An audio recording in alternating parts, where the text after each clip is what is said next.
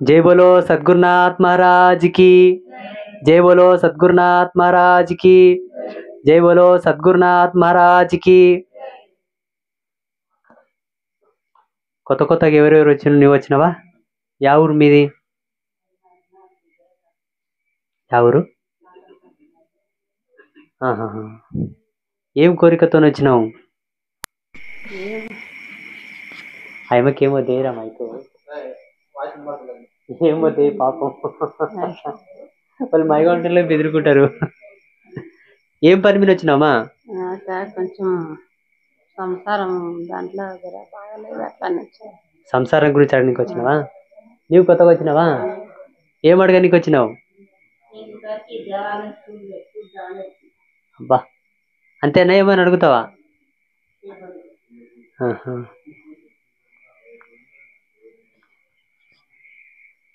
స్వామి మీరేమని అడుగుతారా?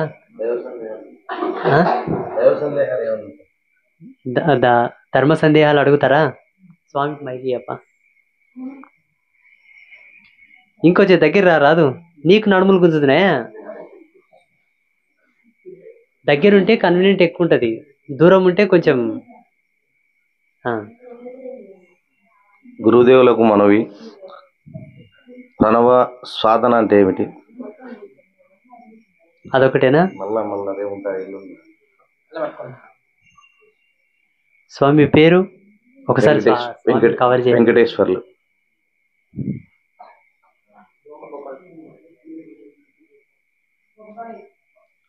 స్వామి పేరు వెంకటేశ్వర్లు. వెంకటేశ్వర్లు. ఓకే. మీరు జటా కట్టుకున్నారు కదా, మీ దీక్ష, మీ నియమాలు, మీ పరంపర, మీ గురుదేవులు ఎవరు? నాకైతే చదువు రాదు, పిల్లప్పటి నుండి దైవత్వం కూడా లేదు నాకైతే. ఉన్నది భావి కోరికల వల్ల అక్కడక్కడ పోయేవాడిని. అవును, దైవత్వం అనేది భావి కోరికల వల్ల ఉన్నది. పిల్లప్పటి నుండి అదే ఉన్నది. కొండలకి అక్కడెక్కడ వెళ్తూ ఉండి పిల్లప్పటి నుండి. మధ్యలో పెళ్లి అయినాక కొద్ది రోజులకు ఇట్లే ఇంట్లో అన్ని ఆటలు ఆడేవాడిని. మంగవత, మటక, జూదం, మటక, బ్రాక్, మొత్తం అన్ని తాగుడు అన్ని ఉండేటివి నాకు. మళ్ళీ ఆ తర్వాత ఇంట్లో వెళ్ళిపోయినా, షిరిడీకి వెళ్ళిపోయినా. షిరిడీ వెళ్ళిపోయి షిరిడీలో అక్కడ కూడా ఉండలేమో, తపస్సు చేసుకోవాలనే ఒక ఆలోచనతో వెళ్ళిపోతే అదంతా ఒక సిటీ మార్గంగా ఉండేది. అక్కడికి పోయినాక హోటల్, అప్పుడు వ్యవసాయం చేసేవాడిని అంతకుముందు. అక్కడికి పోయినాక హోటల్ పని, అదే ఏమి ఆధారకం లేక హోటల్లో పనిచేసేవాడిని. మీ సొంతూరులో? షిరిడీలో. షిరిడీలో చేశారా? షిరిడీలో 3 ఏళ్ళు ఉన్నా స్వామి. ఓహో. షిరిడీలోని 3 ఏళ్ళు ఉన్నాను. అక్కడే మామూలుగా చిన్నపిల్ల 15 సంవత్సరాలు అంటే సాయిబాబా మీద మనసు ఉండింది. కానీ షిరిడీకి వెళ్ళాలంటే షిరిడీ ఎక్కడో తెలియదు. ఇంట్లో వెళ్ళిపోయినాక షిరిడీకి పోయేది కొండలేమో, అక్కడ తపస్సు చేయాలి అంటే భావి కోరికలతో. ఈ సినిమాల్లో చూసినాం కదా, అప్పుడు తపస్సు చేస్తే దేవుడు ప్రత్యక్షం అవుతాడేమో, ఎక్కడ తింటేనే కానీ ఏదన్నా దుంకుతే ప్రత్యక్షం అవుతాడేమో. భార్య పిల్లలు ఉన్నారా? భార్య పిల్లలు ఉన్నారా? ఉన్నారు. ఎంతమంది పిల్లలు? 2 పిల్లలు, మగ పిల్లలు. వాళ్ళకి పెళ్లిళ్ళు అయి చేశారా? ఒక అబ్బాయికి అయింది, ఇంకొక అబ్బాయి ఉన్నాడు. షిరిడీలో 3 ఏళ్ళు ఉన్నాము. అక్కడి నుండి మళ్ళీ ఇట్లా వచ్చేసి మైదుకూరులో, సొంతూరేమో ఆర్లగడ్డ దగ్గర ఆలమూరు, స్వగ్రామం. మైదుకూరులో ఒక 18 సంవత్సరాలు హోటల్ పెట్టాం. మళ్ళీ 18 సంవత్సరాల తర్వాత మళ్ళీ బెంగళూరు వెళ్ళిపోయినాం. ఒక 5 ఏళ్ళు బెంగళూరులో పెట్టాం, లాక్డౌన్ కంటే ముందు. ఈ దైవత్వంలో దిగడం అంటే కొద్దిగా ఆర్థిక పరిస్థితులు, అంటే పూర్వజన్మ సంస్కారం ఉంది అనుకుంటారు బలంగా, లేకపోతే దిగేదానికి అవకాశం లేదు. కొన్ని ఇబ్బందుల వల్ల మళ్ళీ ఆధ్యాత్మికంలోకి ముక్కు చూపినాను. మీ గురుదేవులు ఎవరు? మాకు అదే ప్రేమానంద, గండి ప్రేమానంద స్వామి. బ్రహ్మచారి ప్రేమానంద స్వామి, గండిపేట. 2007లో ఉపదేశం, మంత్రోపదేశం అయింది. ఇప్పుడు అదే మంత్రంతోనే ఇట్లాగే ఉన్నారు మీరు? ఉన్నాము. అప్పటి నుంచి జట అలాగే ఉందా? అంటే ఫస్ట్ లో ఆధ్యాత్మికంలో ఉన్నప్పుడు ఒక గురువు ముందు సాయిబాబాను గురువుగా నమ్ముకొని చేసేవాడిని. కానీ భావి ప్రపంచంలో ఒక గురువు కావాలా అని, ఒక గురువు అని బాబాని అడిగాను. భావి ప్రపంచంలో ఒక గురువు కావాలి, ఆ గురువుని ఎప్పుడు చూపిస్తే ఆ గురువుతో నేను ఆ గురువు దగ్గరే సేవ చేసుకుంటాను. అప్పుడు ఈ అన్వేషణ చేసేవాడు, ఆధ్యాత్మిక అన్వేషణ చేసేటప్పుడు ఒక మిత్రుడు దొరికితే ఆ మిత్రుడితో పాటు గురువు దగ్గరికి వెళ్ళాం. ఆ గురువుని చూస్తానే ఆయన ముఖం ఇట్లా చూసి అక్కడ పోయినాక నేను ఎందుకు ఇట్లా ఉండకూడదు, గురువుని చూసి నాకు అనిపించింది. అంతే, ఆ రోజు నుండి అట్లే వదిలేసినాను. ఎన్ని ఏళ్ళ? ఎన్ని సంవత్సరాలు? 18 సంవత్సరాలు అంటే అట్లే ఉంటాయి. స్వామివారిని చూసి ఆదర్శం కలిగింది. స్వామి చూశాను, నేను ఎందుకు ఇట్లా ఉండకూడదు. అబ్బా, స్వామిని ఇంకా ఏం మాట్లాడలేదు, స్వామితో సపట్లు కొట్టరామా? స్వామితో ఏం మాట్లాడలే, స్వామిని చూసిన అంతే. చూసిన ప్రజనే నేను ఎందుకు ఇట్లా ఉండకూడదు, ఎట్టుకు జుట్టు జటాజలం కట్టకూడదు అనే ఒక ఆలోచన కలిగింది. ఇంకా దాన్ని మాత్రాన 2006లో పోయినా, 2000లో ఉపన్యాసం ఇచ్చినాడు మంత్రోపదేశం. ఇంకా కంటిన్యూ అయిపోయింది అట్లే. ఇంకా దండిగా ఉన్నాయి ఇంటికి. బెంగళూరు పోయినాక వాతావరణం బట్టి ఊసిపోయినాయి. అది గురు సంకల్పం. మీరు ఇంత ప్రశ్న ప్రణవ ఉపాసన. ప్రణవ ఉపాసన. మీ గురుదేవులు మీకు ఇచ్చిన మంత్రం ఏది? పంచాక్షరి. ఆ పంచాక్షరికి అధిష్టాన దేవత ఎవరు? అనుష్ఠానము అధిష్టాన దేవత పంచాక్షరి మంత్రం ఎవరిది? దేవుళ్ళు శివుడు. ఈ ప్రణవ సాధనకు ఆద్యం పోసి ప్రణవ సాధనని విశ్వానికి పరిచయం చేసింది శివుడు. మనమందరం శివుని యొక్క మంత్రం తీసుకొని శివ సాధన చేస్తూ పంచాక్షరి మన్నం చేస్తూ ఉంటే, శివుడేమో ప్రణవ సాధన చేస్తూ ఉంటాడు. ప్రణవ సాధన అంటే ఏకాక్షరం బ్రహ్మ, ఒకే అక్షరము, ఒకే శబ్దము, ఏకనామం, ఏకధ్యానం, ఏకధ్వని. ఆ ప్రణవ సాధన ప్రథమంగా కుంభక స్థితితో స్టార్ట్ అవుతుంది. అనంతకోటి సాధనల కన్నా ప్రణవ సాధన పెద్దది. అది కేవలం యోగ సాధన లోపల త్రిమూర్తులకు జగన్మాతనే ప్రబోధం చేసింది. ఇప్పుడున్న ఆధునిక కాలంలో ఎవరు చేయరు. అప్పట్లో ఋషులు దాన్ని బాగా అవలంబించేవాళ్ళు. కొంతకాలం వరకు వచ్చింది ప్రణవ సాధన, ఎందుకంటే దానికి ఉన్న తీవ్రత ఎక్కువ ఉంటుంది. ఇప్పుడు చూడండి, సామాన్యులకు ఎక్కువ శాతం ఓంకార ధ్యానం చేయొద్దని చెప్తాం మేము. దానివల్ల వైరాగ్యం ఎక్కువ వస్తుంది. ఓంకార తరంగం అటువంటిది. ఎక్కువ ఓంకార జపం చేస్తే వైరాగ్యం తొందరగా వస్తుంది. అంటే బాహ్య సుఖాల వెంబడ ఆయన పయనించకుండా ఆయన క్రమక్రమంగా సంసారంగా దూరం అయిపోతాడు. ఇచ్చా ప్రేరణ కలగదు. ఓంకార స్మరణాన్ని చేయడం ఎంత వైరాగ్య చింతనమో, ప్రణవ సాధన అంతకన్నా 1,000,000 రెట్లు ఎక్కువ తీవ్రతతో ఉంటుంది. కేవలం యోగ్యుడైన వానికే ప్రణవ సాధన యొక్క మర్మము మూలము చెప్పాలి. ఇట్లా వీడియోలలో చెప్పగలదు. ఇప్పుడు దీన్ని పొద్దున్న లేసి బెడ్ మీద కూడా ఆన్ చేసి చూస్తారు. బెడ్ మీద ఒక యజమాని నోటిఫికేషన్ పోతుంది యూట్యూబ్లో, క్లిక్ చేసి చూస్తాడు. రాత్రికి భార్యతో అచ్చట ముచ్చట చేసేటాడు, మైలపేయి మీద ఆ వీడియో చూస్తాడు. నేను చెప్పిన ఈ గుప్త విద్య యొక్క మర్మము అయోగ్యునికి బోధ చేసినట్లనే కదా. ఆ సందర్భంలో ఆ అవస్థ లోపల ఆయనకు నేను చెప్పిన మాట నచ్చి అది కనుక ఇక్కడ ఫిట్ అయిపోతే, మీకు కదా మీ గురుదేవులను చూసి ఎట్లా ఆకర్షితులైనారో ఆ పాపం నాకు తగులుతుంది. ప్రణవ విద్య గురించి, ప్రణవ సాధన గురించి ఏకాంతంగా సయోగ్యమైన ధర్మంలో మీరు ఉండాలి. శుచిగా స్నానం చేసుకొని, మడిగట్టుకొని, సాంప్రదాయకమైన తిలకం పెట్టుకొని, శ్రద్ధాశక్తులతో మీరు కూర్చుంటే దాని ప్రబోధం చేయడానికి నేను సిద్ధం. ఇలా వీడియోలో చెప్పరా? అది ప్రణవ సాధన అనగా సాక్షాత్తు జగన్మాత యొక్క మూలస్థానమైనటువంటి సాధన. అమ్మ త్రిమూర్తులకు ఇచ్చింది, త్రిమూర్తిలో మొదట శివునికి ఇచ్చింది. చాలా గొప్పది ప్రణవ సాధన. చేసేవాళ్ళు ఇప్పుడు లేరు, ఇచ్చేవాళ్ళు ఉన్నారు కానీ చేసేవాళ్ళు లేరు. ఇంతే చూడు. ఇంకేమైనా అడుగుతారా? ధారణ. సంతోషం. అనేక ధారణాలు ఉన్నాయి. అన్ని ధారణల కన్నా మెయిన్ ఇంపార్టెంట్ ముఖ్యమైన ధారణ ఆత్మత్వయ ధారణ. మనస్సును బ్రుకుటి యందు నిలపగలిగిన చిత్తం ఏదైతే ఉన్నదో అది ప్రథమ ధారణ. అది చేయగలిగితే చాలు ప్రతి ఒక్కరు. మనస్సుని ఇక్కడ కేంద్రం చేస్తే అది ధారణని. బాహ్య ధారణలు చాలా ఉన్నాయి. లింగధారణ ఉన్నది, మాలధారణ ఉన్నది, తిలకధారణ ఉన్నది, శిఖాధారణ ఉన్నది, వస్త్రధారణ ఉన్నది, అలంకార ధారణ ఉన్నది, సంసార ధారణ ఉన్నది. నామధారణ అంటారు. నామధారణ కేవలము గురువు శిష్యుని యొక్క యోగ్యతను బట్టే ఇస్తాడు. నేను గురువుని, మీరు శిష్యులు, నీ బుద్ధి కుశలత, నీ నడవడిక నాకు నచ్చిందంటే ఇవ్వచ్చు. అందరికీ చెప్పే ఒక ధారణ ఏంటంటే మనోధారణ చేస్తే చాలు. ఇక్కడున్న జీవుని ఇక్కడ నిలపగలిగితే చాలు. ఆయన తరించుట తథ్యం. తురీయ సాధన చేయడం వల్ల వచ్చే పుణ్యము ఆత్మనిక మనసునిక నిలపగలిగితే కూడా సేమ్ వస్తుంది. ఆ ధారణ శ్రేష్టం. ఇప్పుడు మైదుకూరులో ఉన్నప్పుడు ధ్యానం చేసేవాడిని. బెంగళూరు పోయినాక ధ్యానం కుదరలేదు. అందుకని ఓం నమ శివాయ అనే మంత్రాన్ని 10 సంవత్సరాలు పఠిస్తూ ఉన్నా. ఇప్పుడు 2 ఏళ్ళు అయింది. ఓంకార శబ్దం అనేది సరస్సారంలో 2 సంవత్సరాలు అంటే కంటిన్యూ అవుతుంది. అది ఎందువల్ల? మీరు పుట్టినటువంటి జీవధర్మం ఏదైతే ఉన్నదో మీ తల్లిదండ్రుల గర్భం నుంచి మీరు బయటకు వచ్చిన తర్వాత ఆ ధర్మాన్ని అనుసరించి ఇప్పుడు నేను ఉన్నాను. ఉదాహరణకి నాతో చెప్పి మీ గురించి చెప్తాను. నేను దేవి నవాక్షర మంత్రాన్ని సంవత్సరం పాటు ధ్యానం చేసిన. అమ్మవారు ఒకే మాట చెప్పింది, నీ జన్మకు సరిపడ తపస్సు సంపాదించినవు, ఇంకా గనక నువ్వు నన్ను మననం చేస్తే అమరేంద్ర పదవి నీకు వస్తుందని చెప్పింది. అప్పటి నుంచి ఆ యొక్క జప సంఖ్యను తగ్గించాను నిడివి. మీరు చేసిన 2 సంవత్సరాల యొక్క ఆ పంచాక్షరి మంత్ర మహిమ 10 సంవత్సరాలు చేస్తూ ఉన్నాను. 2 సంవత్సరాలు ఓంకార శబ్దం అనేది పూర్తిగా కంటిన్యూగా గాఢ నిద్రలో తప్ప మిగతా అవస్థలో ఎప్పటికి కూడా ఓంకారం ప్రణామంగా ఇప్పుడు కూడా ఓం అని సరస్సారంలో కంటిన్యూ జరుగుతూ ఉంది. నాదం అయితేనే ఉంటది. చెవులు మూసినామంటే ఓంకారం ఇక్కడే కనబడుతుంది.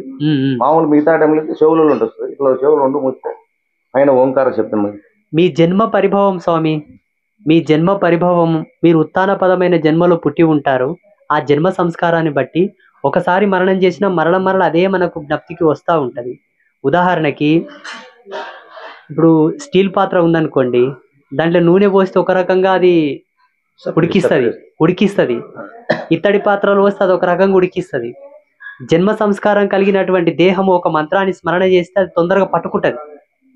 అట్లా ఓంకారం మీకు అంకితం అయిపోయింది. అందుకే అది మీకు ఎక్కువ నాదమై వినిపిస్తూ ఉన్నదనమాట. అది మీ గొప్పతనం. ఎవరితో చెప్పకండి. గురువుగారితో చెప్పింది, మనం ఎప్పుడు ఎవరితో చెప్పలేదు. గురువులతో చెప్పొచ్చు, ఇలాంటితో చెప్పరాదు. ఎందుకంటారా, దేనినైనా యోగ్యునికి ప్రబోధం చేయమని చెప్పింది మన శాస్త్రం. అయోగ్యుడికి చెప్పగలిగితే ఏమవుతుందంటే వాడికి అర్థము కాక దాని పట్ల అవగాహన లేక హేళన చేయడం మొదలు పెడతాడు. హేళన చేసిన దోషం కూడా మీకే వస్తుంది. ఎందుకంటే మంచి వస్తువుని ఆయన చేతికి ఇచ్చిన తర్వాత దాని యొక్క విలువను గుర్తించి ఆయన వాడుకుంటేనేమో నీవు ఇచ్చిన దానికి విలువ, తీసుకపోయి భుజాలు వాడేస్తే ఇచ్చిన నీకే దోషం కదా. మీకు వచ్చే అనుభవాలు సామాన్యులతో షేర్ చేసుకోవచ్చు. చాలా మంచి అనుభవం మీది. అంత ఈజీగా ఓంకార ప్రతిధ్వని జరగదు. రేపు శివరాత్రికి సన్యాసం స్వీకరించుకొని గురువు దగ్గర చెప్పాను, సన్యాసిస్తున్నా కంప్లీట్ గా సన్యాసించబోతున్నారు. రేపు శివరాత్రికి వచ్చే శివరాత్రికి. బా అద్భుతం. చప్పట్లు కొట్టండి. ఎందుకు గోడ కొట్టిన సున్నంలా కైందో స్పందిస్తలేరా? ఇన్ని దినాలకు ఈ అమ్మ పీఠంలో ఒక వ్యక్తి వచ్చి నేను సన్యాసం తీసుకుంటా అంటున్నాడు. ఇన్నేళ్ళ ఎవ్వరంటారు ఈ మాట. సన్యాసించడం అంటే సామాన్యం అనుకుంటున్నావా? ఇప్పుడేంటి కదా స్వామి, గురువుని చూసినా అంటే కంటిన్యూ జరుగుతా ఉంది. కానీ ఈ భావ ప్రపంచంలో సంసారం అనేది బాధ్యత ఉంది కావున ఆ గురువు గారు 2023లో తీసుకోవాలని. మీ సన్యాసమునకు మీ గురువు అంగీకరించారా? అంగీకరించారు. భార్య అందరిని తోలుకుపోయారు. భార్య అనేది కొంచెం ఉంటుంది కదా, కానీ భర్త ఇంట్లో ఉంటే సంపాదించి పెడతారనే భావన కలుగుతుంది కాబట్టి వాళ్ళకనేది ఆ వ్యామోహం అనేది ఉంటుంది. మీరు వృత్తిపరంగా ఏం పని చేస్తారు? హోటల్ ఉంది స్వామి, మొబైల్ ఆటో టిఫిన్ సెంటర్. 30 సంవత్సరాలు హోటల్ ఫీల్డ్ లో ఉన్నాం. కానీ చాలా చక్కగా ఉన్నారు స్వామి మీరు. నిజంగా చాలా అలంకృత ఆకర్షణతో ఉన్నారు. అలంకృత ఆకర్షణ. చదువు అయితే ఏం లేదు, రోజున జ్ఞానం వల్ల. స్వామి ఇట్లా మీరు బయటికి వెళ్తే మిమ్మల్ని ఎవరన్నా అంటే ఇట్లా దగ్గరకు వస్తే భయపడడం అట్లా చేస్తే అన్ని అడుగుతా ఉంటారు. వాళ్ళన్నీ ఏమి నేను పట్టించుకోను. కొంతమంది అడుగుతుంటారు, ఏదో చెప్పండి స్వామి, అది చెప్పండి, ఇది చెప్పండి. మా వాళ్ళు కూడా ఇంట్లో, మా అత్తాళ్ళు కూడా నేను ఇంటికి వెళ్ళి పెంచినప్పుడు ఎందుకు ఇట్లా ఉండవంటే, మీ ఇంటికాడికి రాకుండా ఉండవంటే ఉంటాను. ఇట్లా కనిపిస్తే ఏమని చెప్పమంటారు కదా స్వామి. బయటకు వచ్చే వేసుకుంటా, ఇంటి దగ్గర ఉన్నప్పుడు మామూలు దుస్తులు ఉంటాయి. సిక్క ఉంటుంది, అట్లే ఉంటుంది. ఇంకా గడ్డం అట్లే ఉంది. 18 సంవత్సరాలు అట్లే ఉంది. నన్ను కూడా మా పిల్లలు గడ్డం పెంచమంటున్నారు. నవ్వుతావు? నన్ను కూడా గడ్డం పెంచమంటే ఇట్లే ఉండాలి. అవునా? కానీ చాలా ముచ్చటగా ఉన్నారు స్వామి, చాలా గ్రేట్. ఈ కాలంలో ఇట్లా ఎవరు ఉంటారో చెప్పు. ఆత్మయందు భగవద్భక్తి ఉన్న నేను ఉంచుకుంటే ఉంది కదా స్వామి. గత జన్మ ఇప్పుడు ఈ రెడ్డికి భగవంతుడు అంటే మస్తు ప్రేమ ఉన్నది. ఎట్లున్నాడు చూడు, చిక్కగా మంచిగా స్మార్ట్ గా గడ్డం చేసుకున్నాడు, స్మూత్ గా. ఇది ప్రారబ్ధ కర్మ. నేను అనుకుంటే వచ్చింది ఏం కాదు వాస్తవానికి. గత జన్మంలో ఇప్పుడు ఆయనను చూసి ఇంత చక్కగా ఉన్నారు, ఇంత బాగున్నారని ఆయన రూపాన్ని వర్ణించటంలా. ఒక మొగోడు 3 సంవత్సరాలు క్షవరం చేసుకోకుండా ఉంటే ఆయన లోపల ఒక విధమైన శక్తి వస్తుంది. ఋషులు అంతకాలం సుదీర్ఘంగా తపస్సులో ఉండి గడ్డ మిడిచిండ్రని మీరు అనుకుంటారు. కళ్ళు మూసుకొని కూర్చుంటారు, వాళ్ళకి ఎంకెలు చేసుకుని గడ్డం చేసుకుని కోసేయాడు ఉంటది, అది అట్లనే పెరిగిపోయింది అనుకుంటారు. అంటే ఒక్కొక్క ఆచారం. ఇప్పుడున్న పరంపరల గురించి మాట్లాడక నాకు కోపం చాలా వస్తుంది. ఇప్పుడు 18 సంవత్సరాలు అంటే ఏ రోజే కానీ ఎంటికలు గడ్డం ఉన్నట్టు లేదు. ఇప్పుడున్న పరంపరలో ఉన్న దౌర్భాగ్యం ఏంది చెప్పున్నా? అదే ఇస్కాన్ సంస్థ వాళ్ళు కాళ్ళకు చెప్పులు వేసుకొని హరినామ సంకీర్తన చేస్తారు, బూట్లు వేసుకొని హరే కృష్ణ హరే రామ అనుకుంటే ఎవరులాడతారు. వాళ్ళ గురించి చెప్పకు. ఇప్పుడున్న ఆచారాలు పద్ధతులు అన్ని వేస్ట్. నేనేమంటుండా, ఆయన రూపం ఎట్లుంది, ఆ కాలంలో ఋషిని చూసినట్లుంది నాకైతే. ఆ కాలంలో ఋషులు ఇట్లనే ఉంటుండ్రి. రోజుకోసారి బ్లేడ్ వేసి నున్న గొరుగుతామని మనం అనుకుంటాం. సరే, అది నీ వ్యక్తిగతమైన విషయం. కాకపోతే సంవత్సరంన్నర క్షవరం చేసుకోకుండా మీసాలు కానీ గడ్డం కానీ గీసుకోకుండా అలాగే వదిలేస్తే ఆయన కుండలిని ధర్మానికి చెందిన ఒక పార్ట్ ఆఫ్ ఎనర్జీని రిసీవ్ చేసుకుంటాడు. ఆల్రెడీ అది ఫామ్ అవుతుంది బాడీ లోపల. ఇక ఓపికలు లేవు, గడ్డం తట్టు విరగటాలకి అంటారు. ఇక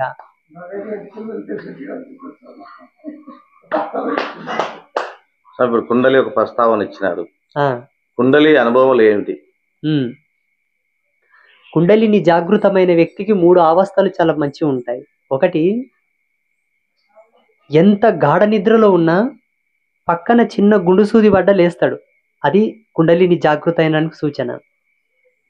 రెండవది, ఆకలి దప్పికలు అదుపులో ఉంటాయి, మలమూత్రములు కూడా అదుపులో ఉంటాయి. మూడవది, కామ నియంత్రణ ఏర్పడుతుంది. తాను తలంచితే తప్ప తినడు, తను కోరుకుంటే తప్ప తాగడు, తను కోరుకుంటేనే ఉచ్చబోస్తాడు, తను కోరుకుంటేనే విసర్జిస్తాడు, తను కోరితేనే ఎవరికన్నా చెయ్యి ఇస్తాడు, చెయ్యి తీసుకుంటాడు. సామాన్యంగా మీకు అర్థం కావాలని కుండలిని జాగృతమైన అనుభవాలు ఇంకా చాలా ఉన్నాయి. ఇప్పుడు మీరు ఒక ఆధ్యాత్మికంలో ఉన్నారు, మీకు మీ లెవెల్లో చెప్పగలిగితే వేరే అనుభవం. ఇక్కడ ఉండే వాళ్ళకి అందరికి అర్థం కావాలంటే ఇవి. వాస్తవంగా కుండలిని జాగృతమైన వానికి రోగాలు రావు. జలుబు కూడా చేయదు స్వామి, జలుబు కూడా చెయ్యదు. 18 సంవత్సరాలు పక్కనే ఓ పాము పోతున్న ఆయనను ముట్టదు, సింహం ఎదురొచ్చిన ఆయనను చూసి పక్క కోత దప్పిస్తే ఆయనను ముట్టదు. కుండలిని జాగృతం అయితే మీకు సిమ్టమ్స్ అర్థం కావాలి. ఇంకోటి, ఇప్పుడు మా గోశాలలో గోవులు ఉన్నాయి. మొదటిసారి ప్రసవించే గోవు అది తొలిసూరు కాన్పు కదా, ప్రసవ వేదనను అనుభవిస్తూ ఇబ్బంది పడుతూ ఉంటే వాస్తవంగా నాకే కుండలిని జాగృతం అయి ఉంటే వెళ్ళి దాని ఈపు మీద నిమిరి ఒక్కసారి ఇట్లా చేయి పెడితే అసలు దాని పిల్ల బయట పడాలి. That is the power of spirituality and kundalini activate. అర్థమవుతుందా? కుండలిని జాగృతమైన వ్యక్తి దేవత గణాలలో సమానం. నాట్ ఏ గాడ్, దేవుడు కాదు, దైవ సిద్ధి లోపల తన ఒక బాధ్యత, ఒక పాత్రత, ఒక భాగం. కుండలిని జాగృతమైన వాళ్ళ యొక్క ముఖ తేజస్సు 12 రోజులు ఆహారం తినకపోయినా అలాగే ఉంటుంది. బీపీ, షుగర్, పల్స్ అంతా కూడా నార్మల్ ఉంటుంది. ఉన్నారు కొంతమంది మహానుభావులు కానీ చెప్పుకోరు, బయటికి ఉన్నారు కానీ చెప్పుకునే వాళ్ళకి ఐలేకుంటుంది. చెప్పుకుంటారు చాలామంది, నేను కుండలిని యాక్టివేట్ చేశాను, కుండలిని జాగృతం చేస్తాను, నాకు కుండలిని యాక్టివేట్ అయ్యింది, సహస్రారంలో జీవుడు బయటకు వచ్చిండు, మళ్ళా లోపలికి పోయిండు, ఈడ కనిపించిండు అంటారు. కానీ చెప్పేటోళ్ళకి అయి లేకుంటుందని గ్రహించు. అయినోళ్ళు చెప్పరు. అయినోళ్ళు ఎందుకు చెప్పారంటే వాళ్ళకి తెలుసు, నీ ఇంట్లో ₹1 కోటి ఉన్నాడు ఎవరికైనా చెప్తావా? ఓ 10 కిలోల బంగారు ఉందని చెప్తావా? ఇది అంతే. ఇక ఏదో చెప్పుకుంటున్నాడంటే బడాయిలు చెప్పుకుంటున్నట్టు లెక్క. ఈ మధ్యలో చాలా మంది అమ్మవారికి కట్లేసిండ్రు అంటారు.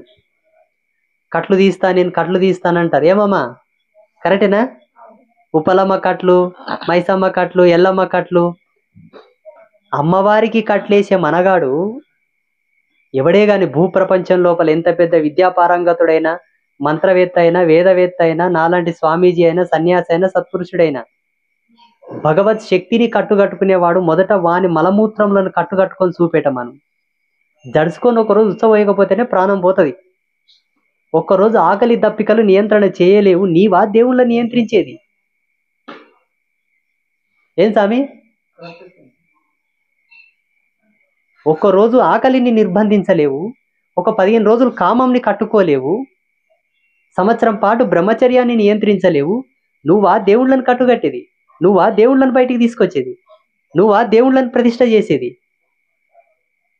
ఈ బాపనోళ్ళు కూడా దేవుళ్ళని కూర్చొని పెడతామంటారు చూడు ఆచార్యులు. 18 సంవత్సరాలు ఎవరైతే వీర్య ధర్మాన్ని అనుసరించి బ్రహ్మచర్య దీక్షలో ఉంటారో వాళ్ళకి దేవత ప్రతిబంధన చేసి కూర్చోబెట్టి హక్కుంటది. ఏదో వేద గురుకులంలో వేదం నేర్చుకొని వస్తే ఇంత 30 ఏళ్ళు కట్నం తీసుకుంటే ఆ మంత్రాలు ఈ మంత్రాలు వల్ల వేస్తే కుసరబెడితే కుసమ్మ అంటే కుసిని ఇంకా దేవత కాదు, రాయి. చాలా మంది అంటారు మన హిందూ ధర్మంలో విగ్రహారాధన చేస్తారని. మనం విగ్రహ పూజలు చేయం. మన ధర్మంలో విగ్రహారాధన లేదు. విగ్రహం లోపలికి ప్రాణం అనే చైతన్యాన్ని తెచ్చిన తర్వాత దేవతని చేసి పూజలు చేస్తాం, దేవత పూజ చేస్తాం. ప్రాణం లేని రాళ్ళకు మనం పూజలు చేయం కదా. అర్థమైనా? ఈనాడు ఒక దేవత కింద యంత్ర ప్రతిష్ఠ చేయాలంటే ఇప్పుడు ఆ స్వామి అడిగినట్టు కుండలిని జాగృతమైన వాడే యంత్రం పెట్టాలి. ఒక దేవతకు ఒక విగ్రహానికి ప్రాణ ప్రతిష్ఠ అయిందంటే అనామిక వేలితోనే బొట్టు పెట్టాలి. 5 ఏళ్లతోనే ఏ ఏళ్ళతోనూ కూడా ప్రాణ ప్రతిష్ఠ అయిన విగ్రహాలకు బొట్టు పెట్టరాదు, అనామిక వేలితోనే బొట్టు పెట్టాలి. ఆ దేవతకు ప్రాణ ప్రతిష్ఠ అయితే ఆ లింగానికి కానీ ఆ విగ్రహానికి కానీ ఆచార్యులు ఏం చేస్తారు? ఒక ఆయన సూపుడేలతోనూ బొట్టు పెడతాడు, ఒక ఆయన బొటపనేలతోనూ బొట్టు పెడతాడు, ఒక ఆయన మధ్య వేలుతోనూ బొట్టు పెడతాడు. ఏ వేలుతోనూ కూడా బొట్టు పెట్టలో తెలియదు. వీళ్ళు దేవుళ్ళని పూజలు చేస్తారంట, దేవుళ్ళని గుసన పెడతారంట, దేవుళ్ళని కట్లు కడతారంట, దేవుళ్ళని లేపుతారంట, మళ్ళీ పండుకున్నామంటారంట, పక్కలకి రమ్మంటారంట, దూరం పోమంటారంట. ఇది తతంగం. అర్థమైనా? ఏం అర్థమై చెప్పు.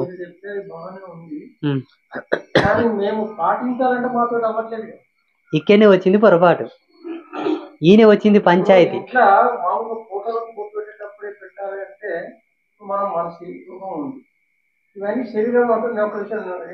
ప్రాణ ప్రతిష్ఠ అనే పదానికి అర్థం తెలుసుకో. పైలా సప్తధాతువులు, నవరత్నాలు, పంచలోహములు, పంచపల్లవములు, పంచవృక్షం యొక్క జడములు తదితర వస్తువులు తీసుకొచ్చి అక్కడ మంత్రయుక్తంగా నిక్షిప్తం చేసి గనక దేవతను సరి అయిన దిశలో, సరి అయిన డైరెక్షన్ లోపల 90 degrees అంటారు ఇప్పుడు కంపాసులో. అప్పట్లో డిగ్రీసులు వీరిసులు తెలివై, ఒక కొలమానం ఉండే ఆ కొలమానం పద్ధతిగా దేవతను కూర్చోబెడుతుండ్రి. అలా గనక ఆ మూర్తిని అక్కడ కూర్చోబెట్టి నేత్రోన్మేళనం చేసి గనక ప్రాణప్రతిష్ఠ మంత్రాలతోటి గనక ఆజ్యం పోస్తే దేవత మాట్లాడుతుంది. నీ శరీరంలో నవరత్నాలు ఉంటాయి, నీ శరీరంలో పంచలోహాలు ఉన్నాయి, నీ శరీరంలో సప్తధాతువులు ఉన్నాయి. మానవ శరీరంలో ఉండేటటువంటి కెమికలైజేషన్ ఏదైతే ఉన్నదో ఆ ఫార్మాటిక్ సిస్టమ్ ఏదైతే ఉందో, ఫార్ములా సిస్టమ్, అవే దేవత కింద నిక్షిప్తం చేయవలే. స్టీల్ కాయిన్లు పోస్తారు చూడు, ఇన్ని కుంభాలు కుంభాలు పోస్తారు తేరగా దొరుకుతున్నాయని. స్టీల్ కాయిన్లు ఇప్పుడు మనం వాడుతున్న కాయిన్లు తెచ్చి పోసలు పోస్తారు. అయస్కాంతం పట్టుకునే ఏ మెటల్ కూడా దేవత కింద ఉండకూడదు, అయస్కాంతం పట్టుకునే మెటల్స్ కింద ఉండకూడదు. పంచలోహాల్లో ఇనుము కూడా ఉంటుంది, కానీ ఇనుము తక్కువ వేస్తారు 1%, మిగతా లోహాలు ఎత్తు వేస్తారు. ఇనుముని భూమిలో పూడ్చు, బంగారు పూడ్చు, రాగి ఉంచు, ఎండి పూడ్చు, ఇత్తడి ఉంచు, ఇందుట్లో ఏ లోహం తొందరగా తుప్పు పడుతుంది? అందుకే ఇనుమును తక్కువ వేస్తారు. ఇప్పుడు అన్ని కాయిన్లు దేవత విగ్రహాల కింద పోస్తారు కదా, సంవత్సరం తర్వాత తీస్తుడు మెడ మీదనేమో కిలల బంగారులు వేసుకుంటారు, దేవుని కిందనేమో గింత పడేస్తారు. గుడేమో లక్షలు వేసి కడతారు. మొన్న ఒక ఆయన వచ్చిండు, అయ్యగారు మేము మల్లన్న స్వామి గుడి కట్టినాం, 2 కోట్లు పోసి కట్టినాం, 2 కోట్లు ఇట్లా చూపిస్తారు, 2 కోట్లు ఇట్లా రేలు ఊపుతాడు, ఇట్లా 2 కోట్లు అని. అవునా? గుడి ఫోటోలు చూపెట్టన్న, చూపెట్టిండు. వాస్తుకు లేదు, ఆ గుడి వాస్తుకు లేదు, శిల్పశాస్త్రం ప్రకారంగా గుడి కట్టలేరు. ఏలేమి ఇట్లా ఊపుతాడు. లోపల మల్లన్న స్వామి విగ్రహం చూపెట్టన్న, ఫోటో చూపించిండు, విగ్రహానికి ప్రాణ ప్రతిష్ఠ కరెక్ట్ అయ్యలేదు. ఈ గుడి కట్టినోడు, ఈ గుడికి పూజలు చేసిన వాళ్ళు అందరూ చెడిపోతారని చెప్పిన. అర్థమైనా? వాళ్ళు ఏమనుకుంటారంటే మేము ఎన్ని కోట్లు పెట్టి గుడి కట్టాం మాకు ఇట్లా అవుతుందని వాళ్ళు. అందుకే చెప్తుండా కదా, ధర్మం తెలుసుకో, పైలా నడితే తెలుసుకో. ధర్మం నీకు అర్థమైతే, నడితే నీకు అర్థమైతే, ఆచారం నీకు అర్థమైతే ఇంటికి వచ్చిన ఫస్ట్ అడుగుతావు నీ యోగ్యత ఏంటిరా అని. ఇంటికి పిల్లని కొనుక్కు నీకెవడన్నా వస్తే ఓన్ గుణగణాలు చూస్తాం, ఓన్ అర్హతను చూస్తాం, మాన మర్యాదలు చూస్తాం, కులగోత్రాలు చూస్తాం, ఆస్తి అంతస్తులు చూస్తాం. ఇంటికి పూజ చేయనికి వచ్చిన నువ్వు అడగొద్దు? పోనీ నీకు తెలియదు, నీకు అంత అనుభవం లేదు. పిల్లని కొనడం అంటే వ్యవహారంగా స్వామి మాకు తెలుసు, సమాజంలో తిరుగుతాం, పంచాయతీలు తెంపుతాం, మాకు తెలుసు. ఈ దేవుళ్ళు పూజలు మాకు తెలియదు కదా అంటే నాయించుడు ఒక గురువుని గట్టిగా పట్టుకోర్రి. ఇప్పుడు నువ్వు ఈడ నీ తప్పు అనాలి రెడ్డి, నీదే తప్పు. ఎట్లా తప్పు స్వామి అని? నీకు ఆయనతో మాట్లాడాలనే ఉన్న తాపత్రయం ధర్మం, నేను ఒప్పుకుంటా. ఎందుకంటే అది నీ ఒక భక్తుడవు, నీ భక్తి. ఇప్పుడు అంతగానే ఎందుకు అరవాలే?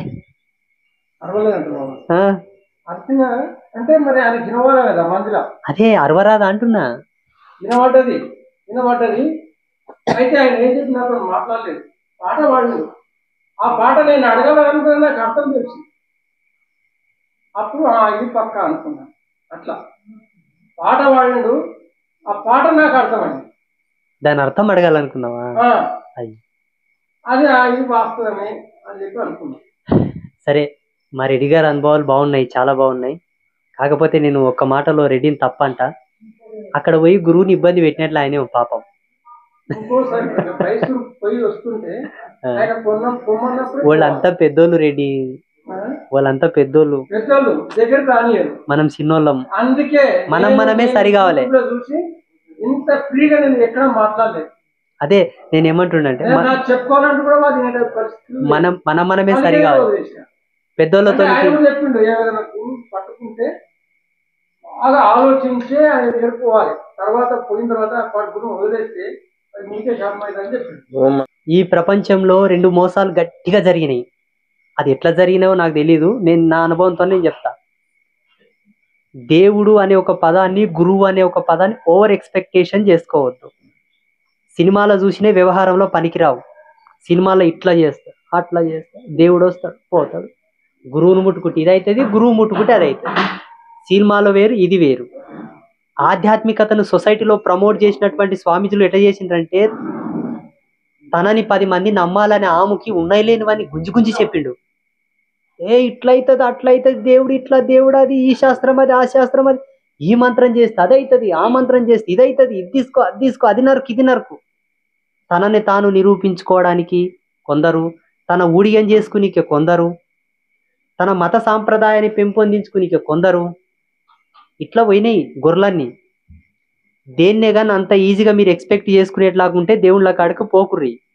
మీరు అన్నంత ఈజీగా మంత్రాలకు చింతకాయలు రాలవు, మీరు అనుకున్నంత ఈజీగా దేవుళ్ళు మీ ముందుకు రారు, మీకు వరాలు ఇయ్యరు. అర్థమైనా? రెడ్డి గారు మీకు కూడా ఈ విన్నపం చెప్తున్నా. దేనికన్నా సమ్ లిమిట్ ఉంటుంది, బాగా గుర్తుపెట్టుకోండి. తండ్రి తల్లి పక్కల వండుకొని మనల్ని పుట్టించిండు, మన నుండి ఒకడు పుట్టాలంటే మనకెంత వయసు రావాలి? 16. మొగోనికి 16వ సంవత్సరం దాటిందంటే మొగతనం వస్తుంది, అవుతుంది పంట. జీవధర్మ సిద్ధాంతం. ఇప్పుడు టెక్నాలజీ ఎట్లుందో నాకు తెలియదు. నేను జీవధర్మ సిద్ధాంతం గురించి మాట్లాడుతున్నా. 84 లక్షల జీవరాశుల మీద అన్వేషణ నా ధర్మం. మనుషుల మీద కాదు, 84 లక్షల జీవరాశుల మీద నా అన్వేషణ నా మాట. అయితే ఒకడు మనల్ని సృజించెను, మనం ఒకరిని సృజించుటకు మనకు సమయం ఎట్లున్నదో భగవంతుని యొక్క అనుగ్రహం కూడా అంతే. చేరవేసే వాళ్ళు ఉంటారు, దేవుని దగ్గరకు వెళ్ళవలసిన సందర్భం కూడా ఉంటుంది. ఇవన్నీ బాగా గమనించుకోవాలి. దేవుళ్ళ మీద ఎక్కువ నమ్మకాలు పెట్టుకొని, ఓవర్ ఎక్స్పెక్టేషన్ పెట్టుకొని, చివరికి నీవు అనుకున్నది రాక దొరకక చివరికి అంత పవిత్రమైన దైవశక్తిని నింద చేస్తారు. అది పాపమే. ఇవి చాలా జరుగుతుండే. ఇప్పుడు మా రెడ్డి గారు సచ్చిదానంద స్వామి గురించి అన్నట్టు, గురువులు సత్యవంతులే, వాళ్ళ తపస్సు సత్యమే, దేవుడు సత్యం, దేవత సత్యం. పొరపాటు అంతా మీతోనే ఉండదు ఈడ. అర్థమైనా? పాత్ర సన్నం ఉందనుకో జల్దీ గరం అవుతుంది, మెటల్ లామ్ ఉందంటే జర నిదానం గరం ఎక్కుతుంది. అవునా? మీ జన్మకు మీరు ఏడుగుర్రి, మీ కర్మకు మీరు ఏడుగుర్రి, మీ రాతలకు మీరు ఏడుగుర్రి, పెద్దలు చేసిన పాపం కేడుగుర్రి, పుణ్యం కేడుగుర్రి. దేవుడు ఏం చేసిండు? ఒకవేళ దైవశక్తితో అన్ని మ్యాజిక్లు జిమ్మికులు జరిగి దైవశక్తితో నా కష్టకాలాలు తీరేటట్టుంటే కురుక్షేత్ర మహాసంగ్రామంలో అభిమన్యుని ఎందుకు కాపాడలేదు కృష్ణుడు? సాందీపుని కొడుకు మరణిస్తే గురువు ఆశ్రయిస్తే సాందీపుని కొడుకును బతికిచ్చే, గురువు కొడుకును బతికిచ్చే, సొంతం తన సంపతి అంటే తన రిలేషన్ అభిమన్యుడు తన చెల్లెలు కొడుకు ఎందుకు బతికేయలేదు? చెల్లెలు కొడుకు కన్నా గురువు కొడుకు గొప్పోడా? కృష్ణ పరమాత్మ తెలుసా ఎవరికన్నా ఈ విషయము? అభిమన్యుడు చనిపోతాడు యుద్ధంలా, కానీ బతికిస్తాడు. కృష్ణునికి తెలుసు, కృష్ణునికి తెలిసిపోతే అభిమన్యుడు చచ్చిపోతాడని, కానీ బతికియలే. భగవంతుని యొక్క జ్ఞానం, భగవంతుని యొక్క అంతరార్థం బేరీజు వేసుకునికే మీ నుంచి కాదు. ఇవ్వలేదని బాధపడకండి, అనుగ్రహించలేదని బాధపడకండి. చేయాలి. జన్మ ఎత్తిన తర్వాత భక్తి చేసినోనికే ముక్తి ఉంది, ముక్తి చేసినోనికే జీవితం, లేకపోతే లేదు సున్నా. ముక్తి చేయలేదా, భక్తి చేయలేదా, బయట తిరిగే పందికి నీ జన్మకు విలువలేదు, రోడ్డు పోటు పోయే గాడిదలకు మీకు విలువలేదు. భక్తి చేయాలి. భక్తి చేయడం వల్ల మీకు వచ్చే పుణ్యము, మీకు వచ్చే ఫలితాలు చాలా ఎక్కువగా మీరు ఈ తుచ్చమైన సుఖాలతోనే దానిలో దూకుతారు. ఏంటివి? నడమంతలో నరుడు సృష్టించిన పచ్చనోట్లు. భూమి పుట్టినప్పటి నుంచి పచ్చనోట్లు లేవు కదా. భూమి పుట్టినప్పటి నుంచి పచ్చనోట్లు ఉండవే. మళ్ళీ భూమి పుట్టినప్పటి నుంచి భక్తి ఉంది కదా. ఇప్పుడేం మీరు పచ్చనోట్ల కోసం భక్తి చేస్తారు. మళ్ళీ భూమి పుట్టినప్పటి నుండి భక్తి ఉంది కదా. అప్పుడు ఓలేవుడు కొరకు చేసిండ్రు భక్తి? చెప్పురామా? దేవుడి కోసం చేసి. అది నేనేం చెప్తా, చాలా మందికి మోటు శాస్త్రం నాది. నేను వేదవేత్తనో వేదాంతవేత్తనో వేదాంతవేత్తనో అది నాకెరక అమ్మకెరక, కానీ మోటు చాలా ఇష్టపడతా. నేను మోటుగా నాటుగా మాట్లాడడం చాలా ఇష్టం నాకు. నేనేం చెప్తా, తల్లిని చెల్లిని గురువుని దేవుని అర్థం అడగరాదు. అర్థం అంటే ఏం తెలుసా? కన్నందుకు తల్లిని అర్థం అడగరాదు. ఏమే నన్ను గంటివి నాకేమి ఇస్తావు అన్నవా? నిన్నిచ్చిందే మస్తయింది. చెల్లెలు, తోడబుట్టిన చెల్లెలు, సరే దాని వయస్సో దాని శరీరమో దాని కర్మనో దాని పేయి బల్పో ఎవరితోనో మాట్లాడింటది, ప్రేమించి. కొంతమంది ఆవేశపడిపోయి పడా కొడుతుంటారు, ఏమో అంటుంటారు. అది ధర్మం కాదు. అడుగుటకు కూడా సంవాదం ఉన్నది. కుశల ప్రశ్నలు వేయి, ప్రేమతో అడుగు. ఏమమ్మా అట్లా చేసినావు, అట్లా చేయకమ్మా. అది తల్లిని చెల్లిని అర్థం అడగరాదంటే గిరేదుడు.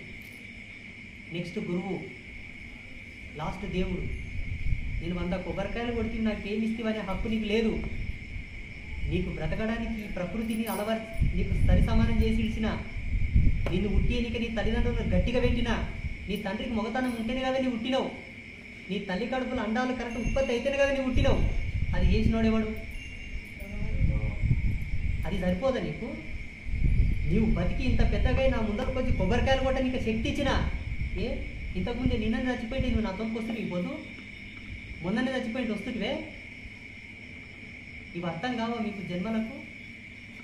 పచ్చనోట్ల కొరక మీరు దేవుళ్ళతో వచ్చేది. ఐఎమ్ సారీ, ఎమోషన్ అయింది, ఏమనుకోకండి. దౌర్భాగ్యం. ఒక్కొక్కసారి సిగ్గైతుంది నాకు దేవుళ్ళ పూజ చేయనికే. ఆగాగు. ఇప్పుడు 2 గంటల నేను అమ్మవారికి అలంకరణ చేసి వస్తున్నా. గుళ్ళె నుంచి అమ్మకు 2 గంటల అలంకరణ చేసి వస్తున్నా. ఎంత సుందర శోభాయమానంగా నేను అలంకరిస్తున్నా కదా. ఏమడుగుతారు? నేను భక్తులు వచ్చి అనిపిస్తాను నా ఆత్మకు. ఇవే అడుగుతారు. ఎందుకు దేవుడు? ఎందుకంటే అద్దంలో చూస్తేనే నష్టాన బొట్టు పడది.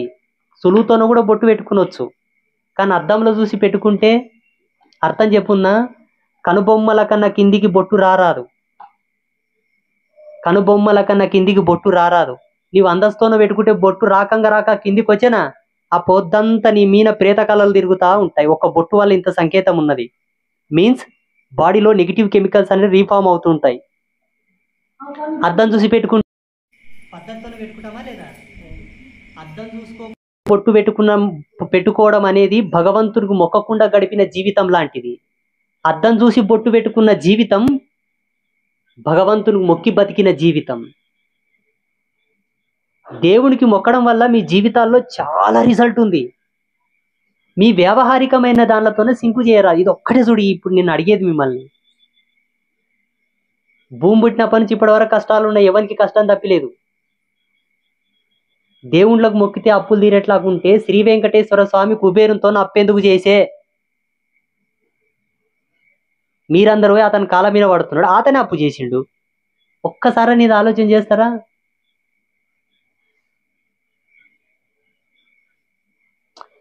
మీరు జ్ఞానవంతులై దేవుని ముందరకు పోతే దేవుడు మీకు ప్రసన్నమవుతాడు. అజ్ఞానంతోనే పోతుండరు, దేవునితోనికి మబ్బులో పోతుండరు, మదమెక్కిపోతుండరు. అర్థమవుతుందే? మీరేమని అనుకోర్రి,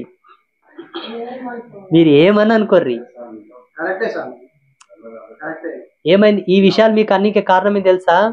ఈ మధ్యలో యూట్యూబ్లో నేను మీ అంచటంలోకి ఏదో బతుకు చేడి, శరీరం చేడి, బుద్ధి చేడి, జ్ఞానం చేడి సన్నాసినైనా ఏదో బుద్ధి దోచిన 4 మాటలు చెప్తే అడ్డం వచ్చిన వాళ్ళు అంత వచ్చి నన్ను అడుగుతారు, ఓ మస్తు చెప్పిన వచ్చి నీలాగా నీతులు చెప్పిన వాళ్ళని ఎంతమందిని చూసినామో, ఇంతమందిని చూసినామో అంటాడు మొన్న ఒక అతని.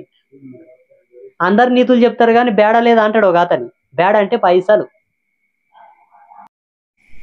ఇంకో అతను వచ్చేమని తెలుసా, నీతులు మస్తు చెప్తావు కానీ పనులు కావు కదా. అర్థమవుతుందే?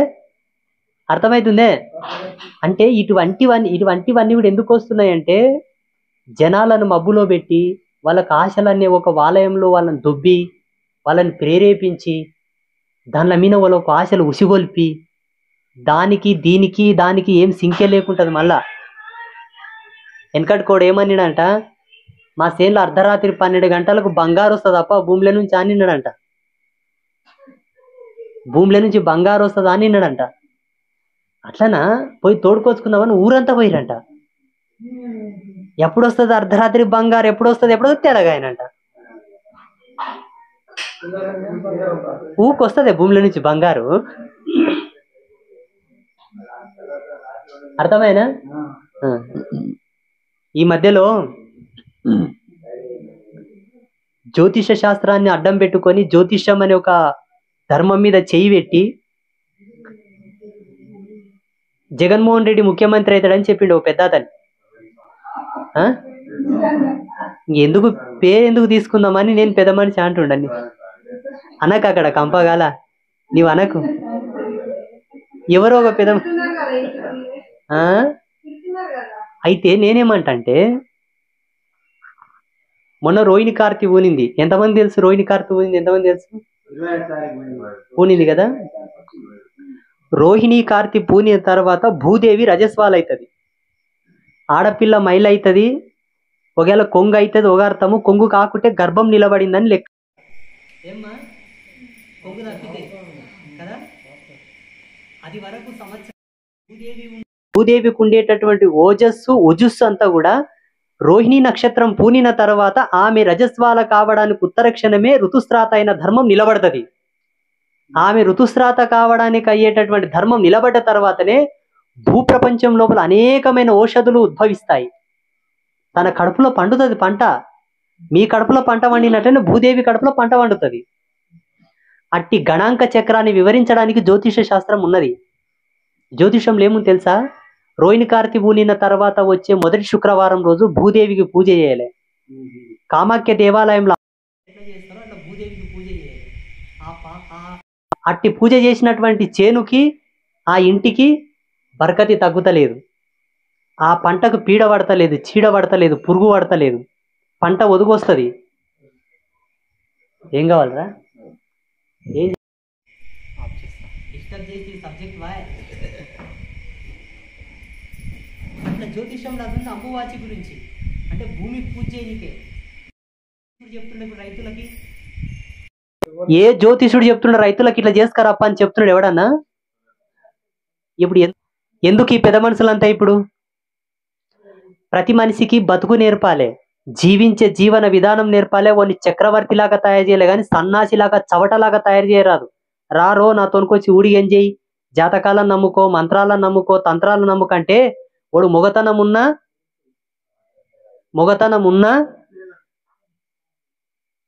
స్కూల్కు తోలిస్తావు పిల్లల్ని. సార్ పాఠాలు చెప్పి నేర్పించి వాడిని ప్రయోజకుని చేసి తెలివిమంతుని చేస్తాడా, లేకపోతే అన్ని నేను దిద్ది పంపిస్తా పోరా అంటాడా చెప్తారు కదా? ఈ భూలోకంకి మీరు ఎందుకు వచ్చిండ్రు? స్కూల్లో పిల్లలు ఆ ఇల్లు నేర్చుకున్నట్లనే ఈడ మీరు బంధాలు, బంధుత్వాలు, విలువలు నేర్చుకొని ఎక్కడి నుండి వాడిని తెలుసుకోవడానికి ఇక్కడికి వచ్చారు మీరు.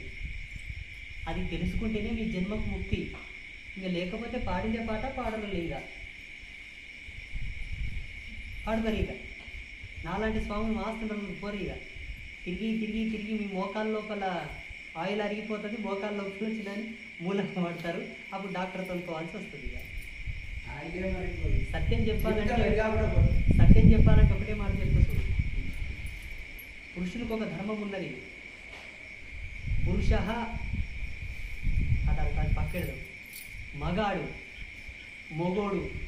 మగాడు అన్నా, మొగోడన్నా, పురుషుడు అన్నా, ఏమన్నా ఆ పదానికి పరిపూర్ణత ఎప్పుడు వస్తుందంటే వాడు అదృష్టవంతుడే, పుణ్యవంతుడే, ఒక సత్యవంతుడే. గురువు కాళ్ళు నీవు పట్టుకున్నావంటే నీ ఇంటికి తక్కువ ఉండదు. నువ్వు పైసలు సంపాదించుకొని తెస్తున్నావు అన్న స్పృహ కూడా నీకుండదు. ఇడిపిస్తుండ పైసలు అనే జ్ఞానం కూడా నీకుండదు. నేను డావకాన కోతుండనా లేదా అన్న ఎరుక కూడా నీకు రాదు.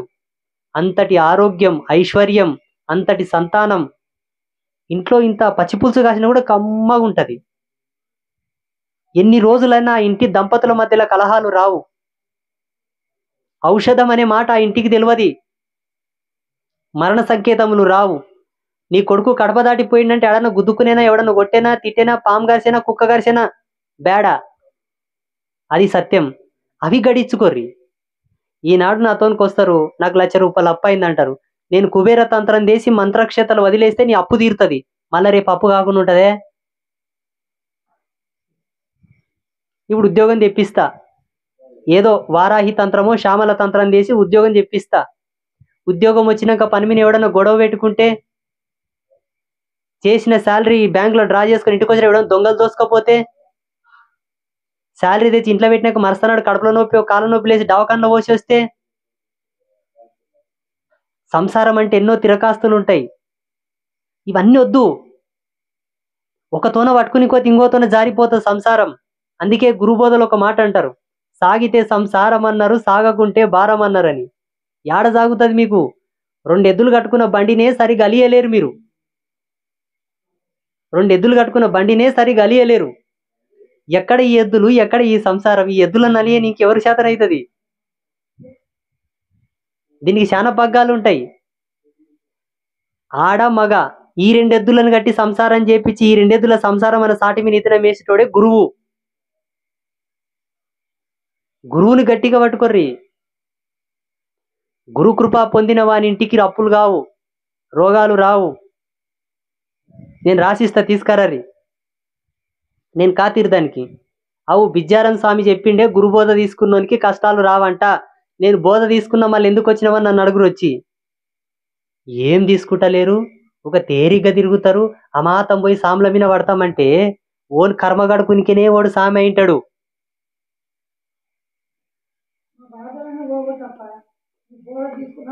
పోనీకే ఇప్పుడు పోగొట్టనికేనే నన్ను బిజ్జారం లుమ్మిచ్చిడు భగవంతుడు. ఈ మాయ తెలియదు మీకు.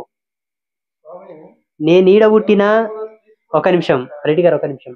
నేను ఈడ పుట్టినా, ఇప్పుడు వీళ్ళ గురువు ఆడ పుట్టినా, ఇంతకుముందు రెడ్డి గారు చెప్పిన గురువు ఆడ పుట్టినా, జగతిలో ఎక్కడ గురువులు అనే వాళ్ళు ఉద్భవిస్తారో లోక కళ్యాణం కొరకే పుడతారు. గురువుతోన గుర్తు పట్టుకోవాలి మీరు. గురువు యొక్క మూలం పట్టుకోవాలి. గురువు యొక్క ధర్మం ఈపు నేర్చుకుంటే జన్మ అల్కగా అవుతుంది. బ్రహ్మంగారు ఒక మాట అన్నారు చూడు, గుండ్లు తేలుతాయి బెండ్లు మునుగుతావు అన్నట్లా. గుండ్లు తేలుతాయి బెండ్లు మునుగుతావు అన్నాడు చూసిండ్రా. సంసారం కూడా అంత తేలికగా అవుతుంది. ఇక మీ జన్మలన్నీ సగం రాకిదిరి అయిపోయినాయి. మోకాళ్ళ మజిల్ సరిగిపోయినాయి, ఈపు అంతా గట్టిగా కుట్టు పట్టిపోయింది. మీ పిల్లలన్న గురు పాదాలకు దగ్గర చేయిర్రి. మీ పిల్లలన్న గురువుల యొక్క పాదాలకు ఇడువుర్రి. మీకు తెలియదు గురువు యొక్క మర్మం, గురువు యొక్క మూలం. ఆ రుచి అనుభవం నాకు తెలుసు కాబట్టి చెప్తున్నా. అంతరపిశాసులు నాకు ఎన్నేళ్ళంటే ఇట్లా తిరుగుతారు. సరే తిరిగిండ్రు అయిపోయింది. మీ పిల్లలు కూడా ఈ గతి పట్టరాదు కదా, పట్టాలనా చెబురి? పట్టరాదంటే రేపు వచ్చే గురు పౌర్ణిమ రోజు, ఆషాఢ పౌర్ణమే గురు పౌర్ణిమ. ఆ గురు పౌర్ణిమ రోజు జగతిలో ఏ గురువుతో కన్నా ఓర్రి పోయి ఆయన కాళ్ళ మీద దొబ్బురు పిల్లల్ని. నీదైన జ్ఞానం నా పిల్లలకి, నీ ఉపాసించే మంత్రం నా పిల్లలకు ధారబోయి నీ నీడలో నా పిల్లలు నడిపించుకో, అదే మాకు మహాభాగ్యం అని కాలు మొక్కుర్రి. గురువు యొక్క తత్వం, గురువు యొక్క గొప్పతనం, గురువు యొక్క మూలం హరిహర బ్రహ్మలకే దొరికిలేదు, మీకెంత? గురువు అంటే సాక్షాత్తు జగన్మాత స్వరూపుడే, పరంజ్యోతి స్వరూపుడు. జన్మ ఎత్తిన తర్వాత ప్రతి మనిషికి గురువు ఉండాలి.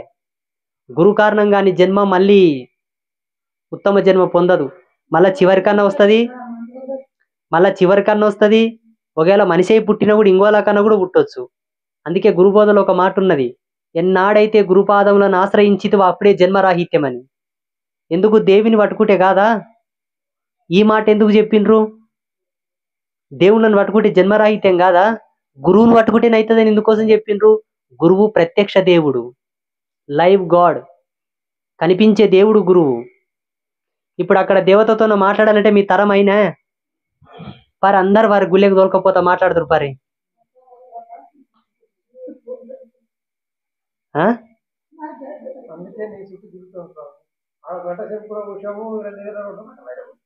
అందుకే అట్టి దైవంబు మీతో మాట్లాడలేదు కానా, ఈ దేవుడు మీతో మాట్లాడుతున్నాడు కాబట్టి ఇతనే దైవం అని భావించవలే. ఇప్పుడు దౌర్భాగ్యం ఏమైంది తెలుసా? వెనకడికి ఒక మనిషి ఒక మాట అంటుండే, తాళ్ళు గుంజుకుంటారు గింజలు ఇడుస్తారు మంది అంటుండే. తాళ్ళు గుంజుకుంటారు గింజలు ఇడుస్తారు అంటుండే. అర్థం ఏందో తెలుసునా? ఒక గురువుతోని కోతారు, ఆ గురువుతోని పోయి ఓని జ్ఞానం చూడాలే, ఓని బుద్ధి చూడాలే, ఓని శక్తి చూడాలే, ఓని విద్య చూడాలే, ఓని సత్యం చూడాలే. అతను గుడిసే ఉండదు, రేకులు ఉండవి, అతను ఇట్లా ఉండాడు అట్లా ఉండాడు, అతను సిక్కె కట్టుకున్నాడు, కమ్మలు పెట్టుకున్నాడు, గాజులు వేసుకున్నాడు, సీర కట్టుకున్నాడు అని చూస్తాడు. ఏమి దౌర్భాగ్యం ఇది? నీకెందుకు? వాడు తెలుసుకొని కూడా తిరుగుతాడు. నీకేం అవసరం? ఎందుకు వచ్చినావు నీ వాడికి? అదే కదా నీకు కావాల్సింది. ఏం రెడీ? అది ఎవరి జన్మ వాళ్ళది, ఎవరి జన్మ వాళ్ళది. గొర్రె మూసుకొని తిరుగుతుంది, మేక తెరుచుకొని తిరుగుతుంది. అడుగురు ఎందుకు తెరుచుకుంటావని? ఏమ్మా దాన్ని ఎవడు పుట్టించి నువ్వు అని అడుగుపోరు సూతం. కుక్క నాలుకతో నాకుతుంది, ఆవు పెదులతోన తింటది, తాతది. ఇదెందుకు అట్లా, అదెందుకు అట్లా అడుగుపోరు సూతం.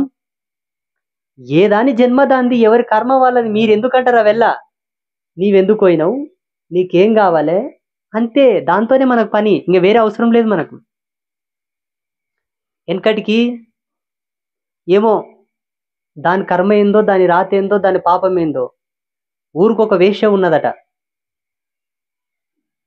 నాయంచుడు సత్యవంతుడు ఏమనేనంట, ఇదో పెద్ద పనికిరాంది, ఊరినే పాడు చేసే, ఊరినే ఆగం చేసే, ఊరినే గబ్బులేప అన్నాడంట. అన్న అతని మహాతాపసి, క్షణకాలంలోనే ఇతని తపస్సంతా ఆమె పోయినట, దాని పాపాలని ఈయన చుట్టుకునేనట. జరా అంటే ఒక మాట అన్న తప్పుకే ఈ సత్యం అక్కడ, ఆ పాపం ఇక్కడ ఎట్లయితుంది? ఇది ఒప్పే మాట అన్నా? ఒప్పొచ్చా రెడ్డి గారు? ఇది సింక్ అవుతుంది తోడమన్నా, కిటుకుంది కదా. అకారణంగా ఎవరి పాపం ఎంచవలదు బ్రహ్మదేవుడైనా. అందుకే మనకు న్యాయ మీమాంస శాస్త్రం ఉంది, తర్కశాస్త్రం ఉంది మనకు. అకారణంగా ఎవరిని కూడా ఎంచవలదు. అది ఇంటి ముందర కుక్క కూడా అయికోకు. అరే ప్రతి జన్మకు ఒక పరివర్తనం ఉంటుంది, ఒక అర్థం ఉంటుంది. అందరిని పుట్టించినోడు ఆయననే. సంభాషించుకోవాలంటే దాని పద్ధతి వేరుంటుంది, అడగవలసిన పద్ధతి, తెలుసుకోవాల్సిన పద్ధతి.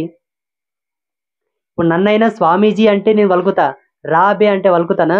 ఒకవేళ పలుకుతానేమో మొండివాట పానం కాబట్టి పలుకుతా. మొండివాట నేనైతే పలికితే కూడా పలుకుతా. పిలిచిన నీకు ఇలువ ఉండొచ్చు, పిలిపించుకున్న నాకన్నా తటకా నిలువ ఉండాలి కదా. అట్లాగే ఆమె వేష అయ్యుండుగాక, పాపి అయ్యుండుగాక, దాని జన్మధర్మం దానిది. నీవెవరవు? తాపసివి, నీకు దానితో పని ఏమిటి? ఏం పని? తారతమ్యములు మరిచి అన్నావు కాబట్టి ఆ పాపం ఇక్కడ, ఈ పుణ్యం అక్కడ. ఇట్లా ఉంటాయి చూడు, లొసుగులు చాలా ఉంటాయి. ఏమ్మా, ఏం చదువుకున్నావు? బీఈడి కంప్లీట్ అయిందా? బీఈడి కంప్లీట్ అయింది. మీ వయసు ఎంత? 28. చూడు, బీఈడి కంప్లీట్ అయింది 28. ఇప్పుడు వయసు, కళ్ళకు అద్దాలు వచ్చినాయి. అప్పుడు మా తాత ముత్తాతలు కూడా కళ్ళద్దాలు పెట్టుకునకుండా ఉన్నారంట. శాంతా, నీ పెట్టుకున్నావా కళ్ళద్దాలు?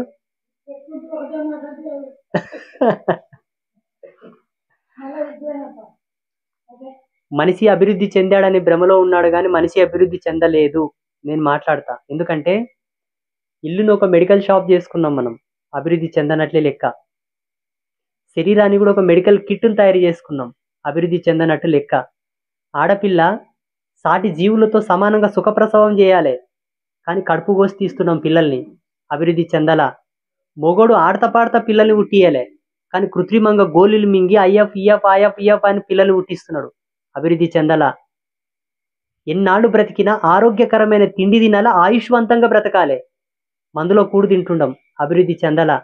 ఎన్ని పంటలు తీసినా భూమి అప్పుడే పర్వానికి వచ్చిన ఆడపిల్లలాగా ఉండాలి, కానీ భూమి పెడిసెక్కుతుంది, అభివృద్ధి చెందలా.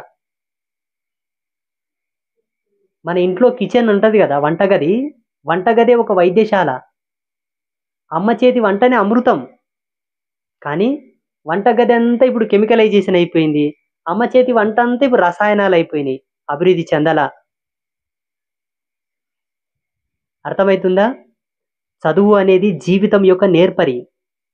కానీ ఇప్పుడు చదువు ఎట్లయింది తెలుసా? డ్రగ్స్కి అలవాటు చేస్తుంది, ఫోన్లకు అలవాటు చేస్తుంది, విహారయాత్రలకు అలవాటు చేస్తుంది, అభివృద్ధి చెందలా. నీవు పరివర్తనం చెందినాడు కదా నీవు అభివృద్ధి చెందినట్టు. నీవే పరివర్తనం చెందపోతివి, నీ ఇంట్లో కుక్కను కూడా నీవు పరివర్తనం చేయపోతివి, ఇంకెట్లా అభివృద్ధి చెందినట్టు? కుక్కని ఎందుకు పరివర్తనం చేయించలేదంటే దానికి పేడిగిరీలు అంటే అవెంట్ ఇవెంట్ అది పెట్టి దానికి రోగం తెప్పిస్తున్నారు, లాస్ట్కి మళ్ళీ దవాఖానలోకి పోయి సూదులు వేపిస్తున్నారు. ఆ కాలంలో ఇంట్లో మగ కుక్కను సాకితే ఆడి కుక్కను కూడా సాకుతున్నారంట. కుక్కకు తెగుళ్ళు వేస్తే మాటినది, ఇది కూడా తెలియంది. ఇంకేడ పరివర్తనం అయినరు మీరు? ఇంకేడ డెవలప్ అయినరు? ఏం రెడ్డి కదా? దీనికి ఒక అడ్డుకట్ట వేయాలంటే నేను ఒక మాట చెప్తాను మీకు. దీనికి ఒక అడ్డుకట్ట వేయాలంటే నేను ఒక మాట చెప్తా. మీ ఇండ్లలో అందరూ ప్రతి ఒక్కరు 3 నియమాలు గట్టిగా పెట్టుకోర్రి. ఎంత పెయిన్ నొప్పి వచ్చినా, ఎంత జ్వరం వచ్చినా, ఎంత జలుబు చేసినా, ఏమైనా కూడా సాధ్యమైనంత వరకు గోళీలు మింగకుర్రి, ఆనవట్రి. ప్రతి మనిషికి ఒక పొటెన్షియల్ ఎనర్జీ ఉంటుంది, ధారణ శక్తి, పటుత్వం ప్రతి జీవుడికి పుట్టిస్తాడు దేవుడు. ఆనవటనిక శక్తి లేక, ఓపిక లేక పుట్టుకున్న గోలు వేసుకుంటారే, ఇంకా పెయ్యి నాడి కొట్టుకుంటది. ఇక తట్టుకి ఏడన్నా దండే కొట్టినట్టే మింగు మింగు మింగు మింగు, వేసుకోగోలి వేసుకోగోలి వేసుకోగోలి, దాసర శాంతం లాగా మొండివాడుర్రి. ఏమన్నా అయితే నొప్పులు వస్తే ఏమన్నా వస్తా చూడు, జర మొండివాడుర్రి. మొండివాడు ఏం చేయరంటే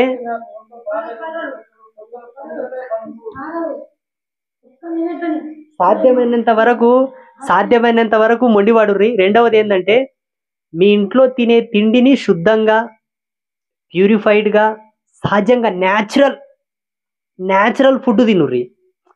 ఎంత బతికిన ఈ బతుకు ఆరోగ్యకరంగా బతకనికేనే కదా. నాకు 70 సంవత్సరాలు హాస్పిటల్ పోయి 1000 రూపాయలు ఖర్చు పెట్టుకోలేదు ఇంతవరకు. రెడ్డి గారు నేను చారణ కూడా ఖర్చు పెట్టలేను. అట్లా అంటే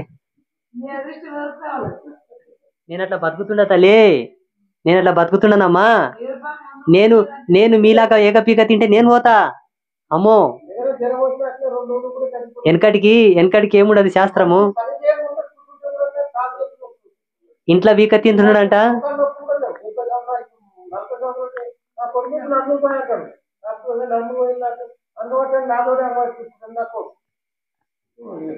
రెడ్డి గారు రిలాక్స్. వెనకటికి ఇంట్లో అన్ని వికట్ తింటున్నాడ, బయటకు వచ్చేటప్పుడు నేను సత్యమంతున్నాను, పెద్ద పెద్ద బొట్లు, ఇంత పెద్ద పెద్ద రుద్రాక్షలు, ఇంత పెద్ద కొప్పులు కట్టుకొని వస్తున్నాడంట. లాస్ట్ కేర్ కూడా పెట్టానంట. దవాఖానకు పోయినాక డాక్టర్ ఏం చెప్పానంటే, రాత్రికి చికెన్ తిన్నావు కదా అందుకే కేర్ కూడా పెట్టిందా నేనంట. బయట వాడేనా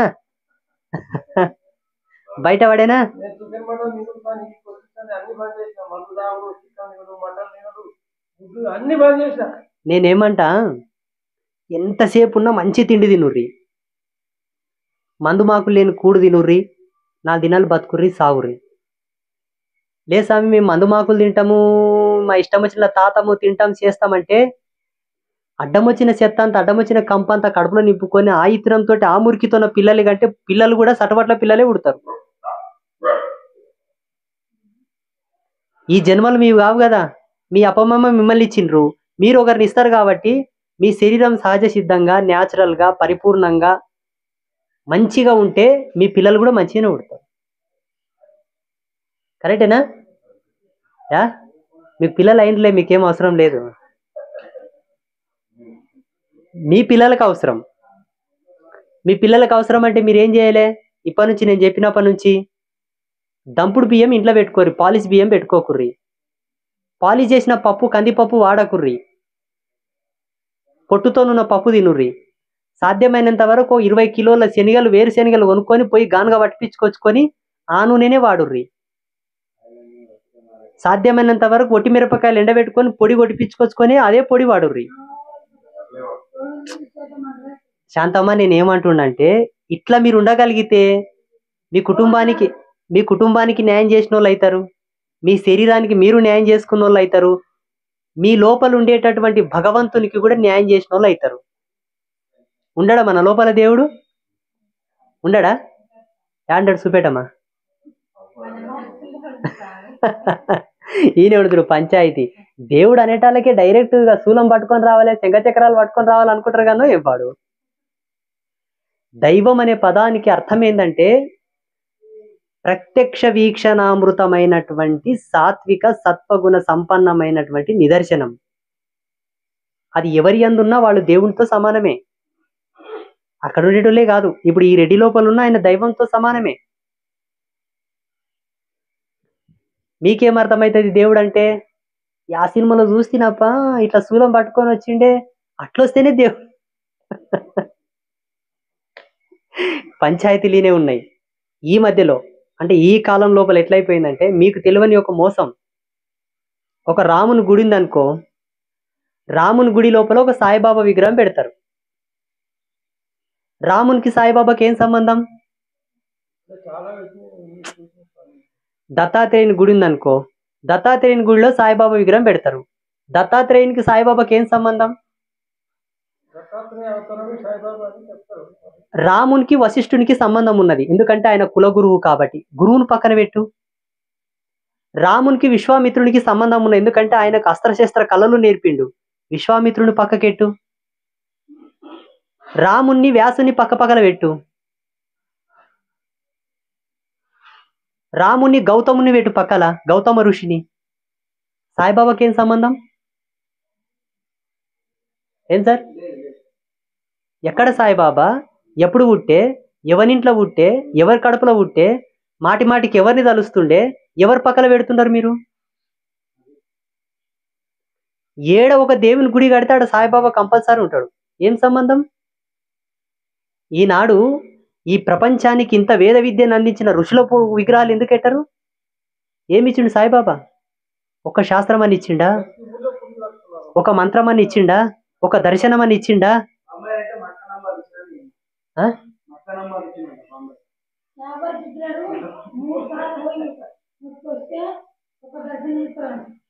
ఏమన్నా కానీ ఇడిచిపెట్టదంతా దర్శనాలు ఇడిచిపెట్టు. కానీ ఈ దౌర్భాగ్యం ఎందువల్ల వస్తుందంటే మీ అంచటోళ్ళ నుంచి వస్తుంది.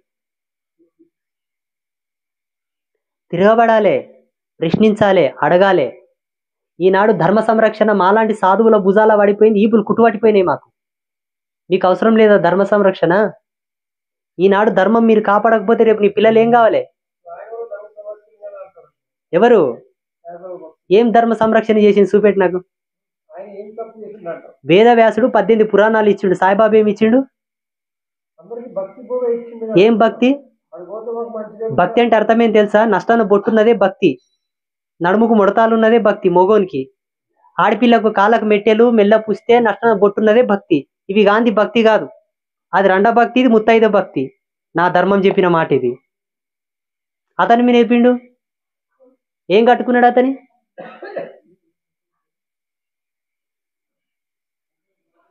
సాయిబాబా ఈ వచ్చిన గురువులు దేశంలో అరాచకం సృష్టిస్తారు. సాయిబాబా ఏం సృష్టించలేదు. వచ్చిన గురువులు వీళ్ళకు స్త్రీలు తినమన్నాడు, అవి తినమన్నాడు, ఇవి తిన్నాడు. ఇప్పుడు నేను చెప్పిన మాట కరెక్టా కదా? రాముని గుళ్ళు ఎవరు ఉండాలి? నేను చెప్పిన మాటలో సత్యం ఉందా లేదా? సాయిబాబా మంచోడా చెడ్డోడా, మంచి చేసిండా చెడు చేసిండా తర్వాత, సాటి మనిషిని నిందించరాదు, హేళన చేయరాదు. ఇంతకుముందే చెప్తి. నీవెవరు నేనెవరు, మనం ఎవ్వరం ఆయన గురించి అనొద్దు. శ్రీరామచంద్ర ప్రభు గుడి ఉన్నా, శ్రీకృష్ణుని గుడి ఉన్నా, శివుడి గుడి ఉన్నా, ఆయన అనుబంధీకుల యొక్క విగ్రహాలే పక్కన పెట్టాలి. గురువులు చేసినారు, ఆయన పెట్టడం లేదు కదా. వీళ్ళు డబ్బు సంపాదించిన గురువులు పెట్టారు. అందుకే ఇలా ఉసినోళ్ళకి అంతా చెప్తున్నా నేను. పిచ్చి పిచ్చి పనులు చేసి, పిచ్చి పిచ్చి కార్యక్రమాలు చేసి, పిచ్చి పిచ్చి వేషాలను వేసి మాయచటలతోనికి రాకుర్రి. మా గురువు గారు కూడా అదే అంటారు, సాయిబాబా గురించి చెప్తా ఉంటారు. ఆ, సాయిబాబా విగ్రహాలను ఉండవు.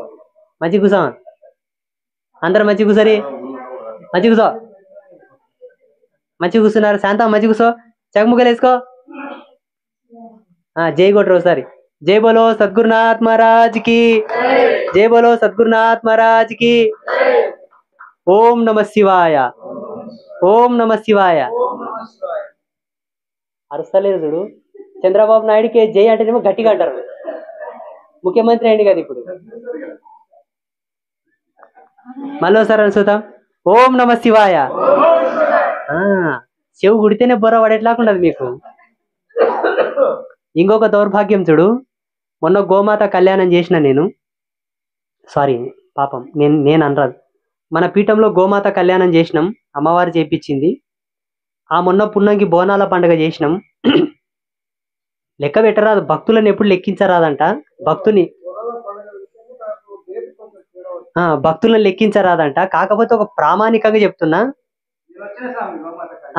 కొంతమంది వచ్చిండ్రు. అదే ఒక ఏడన్నా ఒక రాజకీయ నాయకుని మీటింగ్ ఉందంటే పార్టీ కార్యకర్తలంతా పోయి ఆ పార్టీని జయప్రదం చేసి వస్తారు.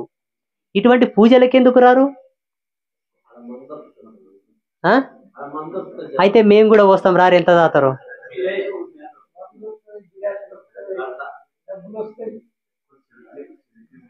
ఇక్కడ నేనేం చెప్తున్నంటే, నడుమంతల శిచ్చులు పెట్టి ఒకరినొకరిని కొట్టుకొని ఒకరి మీద ఒకరు పగలు ప్రతీకారాలు పెంచుకునే ఒక రాజకీయానికి అంతా ఎగబడిపోతున్నారు కదా. తరతరాలు నిన్ను ఇమ్మై కాసేటటువంటి భగవంతునితోనికి ఎందుకు రారు? ఆ రాజకీయ నాయకుడు ఆడికి మీటింగ్కి వస్తున్నాడంటే అన్నని, తమ్మిని, అక్కని, చెల్లెల్ని, పాలెలని, పంకోలని, బంధు బలగంని, వేరే ఊళ్ళో ఉన్న చుట్టాలకు కూడా ఫోన్ చేసి తోలుకపోతారు. ఇటువంటి దేవుళ్ళ కాడికి ఎందుకు తోలుకరారు? గురువులతోనికి ఎందుకు తోలుకరారు? ఇదే చూడు మన హిందువుల లోపల ఉన్న దౌర్భాగ్యం. ఎన్నాడైతే మేలుకుంటారో, ఎన్నాడైతే బాగుపడతారో, ఎప్పుడు బైక్ వస్తారో, ఎప్పుడు తెలుసుకుంటారో. మీరందరూ కూడా కళ్ళు తెరుచుకొని బాట నడుస్తున్నాం అనుకుంటారు, కానీ కళ్ళు తెరుచుకొని గుంతల పడుతున్నారు. ఇంకా అస్తు గోవిందరాజు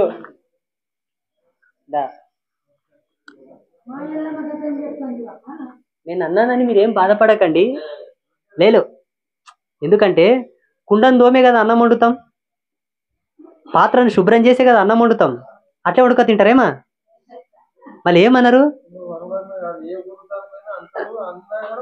అట్లా కాదు, బట్టలు ఉతికే కదా పేమీని వేసుకుంటాం, మురికి బట్టలు వేసుకుంటారా? బట్టలు ఉతికినట్ల మిమ్మల్ని ఉతుకుతా, కుండ దోమినట్ల తోముతా, మళ్ళీ మేము మంచిగా ఉండాలని రోజు అమ్మకు మొక్కుతా నేను. కానీ అమ్మేమంటది చెప్పు, అమ్మేమంటది తెలుసా? ఓడు యాలగాల లేదు, పొద్దుగాల లేదు, అడ్డమొచ్చిన పాపాలు చేసిండు, అబ్బా నీవేం మొక్కుతావు, పక్కకు జరగా అంటది.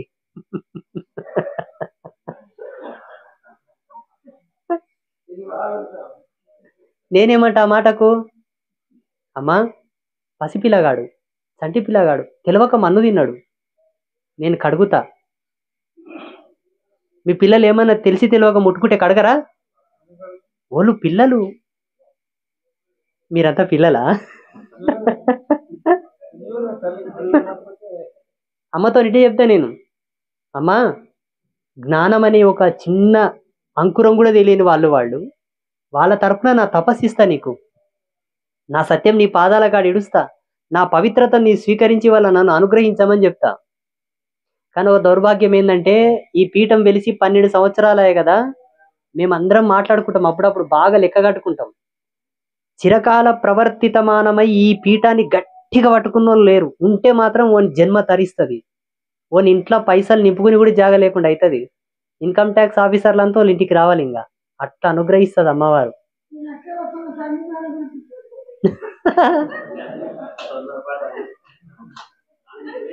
శాంత, ఏయ్ ఏయ్ ఒక నిమిషం, శాంతం ఒక మైకి ఇప్పుడు బాగా మాట్లాడింది ఆన్ చేసి వీళ్ళందరూ వినాలి. ఇప్పుడు ఈ సాక్ష్యం కాలు పెట్టినప్పుడు నువ్వు అడిగిన ప్రశ్నలు ఏంటివి? ఏం అడగలేదు. నా దగ్గర గిన్ని బియ్యం లేవు, కుండాల డబ్బాలల్లా. అట్లా కాదు, ఆ విడిచిపెట్టు. నేను నీవేం అడిగినావు అంటే నాకు గుర్తుంది, 2 ఆడపిల్లలు ఆమెకి 2 మగపిల్లలు, 4. 2 ఆడపిల్లలు పెళ్లి చేసినా గానీ సంతానం అయ్యలేకుండే. పెద్ద పిల్లకు బాబమ్మ కూడా అయ్యలేకుండే, లేదు, 2కి అయ్యలేకుండే, ఎవరికి లేదు. అదే రోజు ఏమన్నదప్ప, నా 2 ఆడపిల్లల్ని కష్టం చేసి కన్నోళ్ళు ఇండ్లు తుడిచి మనమిచ్చిన నా పిల్లలకు సంతానం గాని అన్నది. ఆయన అన్న ఉత్తర క్షణమే 2కి పిల్లలు అయినరు. రెండవది, తన కొడుకు గవర్నమెంట్ జాబ్ చేస్తాడు రైల్వే లోపల, చిన్న కొడుకు కూడా ఉద్యోగం చేస్తాడు ఏదో చిన్నగా, ఆమె కూడా మొగిన పింఛం వస్తుంది, మొగుడు రైల్వేలో పనిచేసి రిటైర్మెంట్ అయ్యిండు. నా పిల్లలకి ఏ ఆపత అవస్థ రాకుండా రాజులాగా ఉండాలి, నా పిల్లల్ని గట్టిగా పెట్టి, ఎందుకంటే నా మరిది నా మొగుడు చిన్నపాయంలో చచ్చిపోయిండ్రు. నా కండ్లేదురుగా నా చేతుల మీద పిడిపిడి కండలున్న నా మొగిని మంటలేసిన నా మొగుడు చచ్చినాక నా మరిది చచ్చిండు. ఆ గతి నా పిల్లలు పట్టరా, నా పిల్లల్ని కాపాడన్నది. ఆమె అడిగిన 2 కోరికల లోపల ధర్మం ఉంది. అవును, నిజం ఇది. ఆస్తులు అడిగలేదు, రూపాయలు అడిగలేదు. లేదు, నా మొగుడు చిన్నవాడు, నా చేతులతో మంటలు పెట్టిన, నా మరిది చిన్నోడు మంటలు పెట్టిన, ఆ గతి నా పిల్లలు పట్టకుండా చూసుకో, నా వంశం జాగాలే, నా తీగ వారాలు అన్నది. శుభమని ఆ రోజే దీవించిన. మొన్న పెద్ద కొడుకు కూడా పెళ్ళైంది, మళ్ళీ కొడుకే పుట్టిండు వారసుడు. నేను చెప్పిన నీ మొగుడు నీ ఇంట్లో పుడతాడని చెప్పిన, తన మొగుడు తన ఇంట్లోనే పుట్టిండు, తన వల్లే ఆడుతున్నాడు ఇప్పుడు. అదొకటి. మళ్ళా స్వామి రాకముందు చెంబడక పెట్టి పూర కిందికి మీనాయి, గింత కాలు చేతాయి, చచ్చిపోతుంది అన్నారు పూర. ఇంకోటి శాంతమ్మ చేసిన తప్పేందంటే, వాళ్ళ ఇంట్లో కాలు పెట్టినప్పుడు చెప్పిన, నువ్వు ఎల్లమ్మ పాదాలు కట్టమ్మా, నువ్వు మాతాంగి గణేంత్రంలో పుట్టినావా అన్న. ఏమన్నది, నా మొగుడు చచ్చిండు, మొగుడు చచ్చిన వాళ్ళు పాదాలు కట్టవచ్చా అన్నది. చూడమ్మా, పుట్టిన జన్మకు ఎత్తిన జన్మకు పుట్టిన అంశకు సంబంధం కానీ నీ శరీరానికి సంబంధం కాదు, నీ అవతారానికి సంబంధం కాదు. నువ్వు కట్టన్న ఆనాడంటే మొన్న కట్టింది. అవును స్వామి, నేను ఆనాడు అన్న మాటను తృణీకరించింది, పట్టించుకోలేదు కదా. నడమంతల చిన్న చిన్న క్రైసిస్ వస్తున్నాయి, జగ్గి వస్తున్నాయి. చిన్న చిన్న క్రైసిస్ అంటే ఏంది, జర కొడుకు కోడలు పీకులాడేది, ఇంకా జర చిన్న చిన్నగా అవి ఇవి. దానికి కారణం ఏంటంటే అమ్మవారిని ఎదమినేసుకోకపోవడమే. ఇక్కడ గురువు చెప్తే కూడా పట్టించుకోలేదు. ఇది తప్ప కదా. ఈ ఏడు కూడా 2 పిల్లల బలమే, ఈ ఏడు పాదాలు కట్టింది కదా, మళ్ళా సంవత్సరం ఇదే డేటుకు మళ్ళా శాంతమ్మని పిలిపిస్తాం, మీరు అందరు సాక్ష్యం అడుగుర్రి. కొన్ని చెప్తాం మేము, మీరు వినాలే. మొన్న ఒక ఆయమని ఇంట్లో ఉప్పలమ్మని నిలబెట్టుకున్నది. ఉప్పలమ్మని నిలబెట్టుకుంటే నేను అన్నా, చూడమ్మా, మీ వంశావళిలో మీ తాతల కానుంటే ఎవరు కూడా ఉప్పలమ్మ లేదు. ఎవరో కలుదావి వినోళ్ళు చెప్పిన మాటిని ఉప్పలమ్మని పెట్టుకున్నావు, అది తప్పు, మీకు అయి రాదు. ఉప్పలమ్మని తీసేయమంటే తీసేసి లేదు, మొగుడుకి యాక్సిడెంట్ అయ్యి కాలు చేతులు ఇరిగినాయి. ఆశకు పోయి లేని అన్ని చేస్తారు. ఇక మేము ఏమని చెప్తేనే చెప్పిన వాళ్ళు చేయరు, చెప్పిన వాళ్ళు అన్ని చేస్తారు. ఇప్పుడు లేదు స్వామి, నీవు కలిసిన సంధి ఒక నెత్తి నొయ్యని, కాలు నొయ్యని, అడ్డం పడికేసి పోయి కేసి వచ్చేది కళ్ళను ఒక గోలిమింగ పోతే కళ్ళకి పుల్ల చెప్తున్నా. నాకు కూడా ఎదురొస్తుంది. ఇది ఒక్కటే నాది పాపం, అంటే కళ్ళ తాగేది బంద్ చేస్తుంటే అది కూడా బంద్ చేయి. శివాయనం తాగు, కల్దుకున్నముడు అన్న బతుకుతాడు పాపం. అతనికి 10 రూపాయలు గల్లాలన్న పడతాయి కదా రోజు.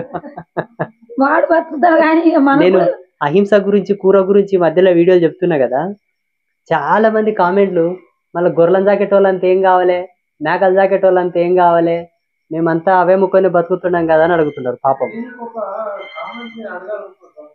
అడుగు. అదే కౌశిక మహాముని ఉమ్, మంచి తపస్వి. ఉమ్, అయితే ఆయన ఒక చెట్టు కింద కూర్చొని ఓ కాకి పిట్ట వేస్తుంది. రెట్ట. నెట్టనో పిట్టనో అడిగా ఉమ్, వేస్తే దాన్ని చూసినంత మాత్రం అది కింద పడి చనిపోతుంది. అయితే అదే శాస్త్రంలో అట్లా ముందుకు పోయిన తర్వాత ధర్మరాజా ఏమంటారు ఆయన పేరు, ధర్మవ్యాధుడు. ధర్మవ్యాధుడు.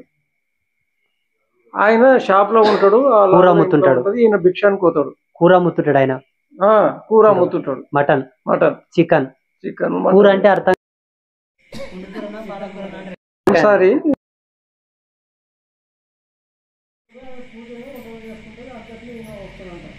వచ్చినప్పుడు ఆయన భర్త కొరకు ఆయన భిక్ష ఎందుకు తొందరగా రాదాను, భర్త చూసిన తర్వాతనే భిక్ష ఇస్తాడు. నన్ను నిలబెట్టి ఇంతసేపు చేసినావు నువ్వు ఏంది అని చెప్పి ఆయన మీద కోపం వచ్చాడు. అంటే నేను పక్షి పక్షిని చంపేసి నీ తపస్సు నేను చనిపోయిన పక్షి గురించి నీకు ఎట్లా తెలిసింది అని శోధిస్తాను అనమాట. శోధించి ఎట్లా నమ్మాలి ఏంటంటే నీ సరళమైన దాన్ని సునీత నీ ప్రశ్న నేను సరళం చేస్తా ఒక విషయం. అయితే ఊరమ్మినోనికి బ్రహ్మజ్ఞానం ఎట్లా వచ్చా, తపస్సు చేసినోనికి ఎందుకు రాకపోయా అన్నట్లనా? తపస్సు చేసినోడు పూరమ్మినోడు సరి సరి అయ్యి కదా అన్నట్లనా? అదే కదా. అందులో వాళ్ళే తపస్సు బ్రహ్మచారి మాంసం తిన్నో అమ్మినో కూడా తపస్సు పెడుతుంది కదా అనేది పబ్లిక్ టాక్. అది ఇక్కడ మాంసం అమ్మేవాడిని మీరు ఎట్లా గ్రహించాలి, ఎట్లా ఆయన పరిగణలోకి తీసుకోవాలంటే, ఆ కాలం మాలాంటి తాపసులకు బ్రాహ్మణులకు గర్వం ఎక్కువండే, పొగరు, ప్రౌఢు. ఎంత పొగురు నేనంటే వాళ్ళ పొగురు ఎటువంటిదంటే ఆమెడ దూరం వాళ్ళ మీద తలదించుకోవాలి, అంత గర్వం. అటువంటి వాళ్ళ యొక్క రుచి, అటువంటి వాళ్ళ యొక్క గర్వం విరగొట్టడానికే ఇటువంటి వాళ్ళ యందు భగవంతుడు నిలబడి ధర్మం చూపించింది. అర్థం ఏంటంటే నేను ఎందుకు చెప్తున్నా, పెయ్యంత రోత చూడకురా నీ కడపలో ఉన్న రోత చూస్తాను అర్థం. దీని అర్థం నీకు అర్థం కావాలని చెప్తున్నా. తెలుసుకున్నాను, ఇప్పుడు అందరికి అర్థం కావాలి కదా. నాకు అర్థమైంది. ఇంకొకటి, శుచి శుభ్రతల యందు భగవంతుడు ఉండడురా, మనసు యందు ఉంటాడు. శరీర అలంకారంలో యందు భగవంతుడు ఉండడు, ఆత్మ అలంకారంలో ఉంటాడు. కనులు చూసేటటువంటి అందచందాలలో భగవంతుడు ఉండడు, మనసు చూసే అందచందాలలో ఉంటాడని చెప్పడానికే కూరగొట్టి అమ్మేటోని లోపల సత్యం చూపించిండు, తపస్సు చేసే తాపసి లోపల కూడా సత్యం చూపించిండు. ఇక్కడ మనం అందరం గ్రహించాల్సిన విషయం. చేసుకుని పోతే ఇవి అడుగుతురట, నీ ఒరిపొడితో తాడు ఏమని కొడుకునంట అని చెప్పి, నీ బిడ్డని జల్లెలో నీళ్ళు తీసుకురామను చూసుకుందామంట అని చెప్పి ఇట్లా అడుగుతురట. అది శాస్త్రం విన్నా. ఇది ఇవన్నీ కూడా ఎట్లుంటాయంటే మనిషి యొక్క నిగ్రహాన్ని, సత్యంని, ఆయన యొక్క జ్ఞానంని తెలుసుకుందామని పెట్టే పరీక్షలు. ఇప్పుడు పెట్టే సోకాళ్ళు కంప్యూటర్ పరీక్షలు కావు ఇవి. కరెంట్ ఉంటే పని చేసే, కరెంట్ లేకుంటే డెమే. మొన్న ఒకరికి నేను క్వశ్చన్ వేసిన, ఒక రోజుకి ఎన్ని గంటలు చెప్పురు సూతం ఎవరన్నా? ఎన్ని? 24. ఒక రోజుకి ఎన్ని నిమిషాలు?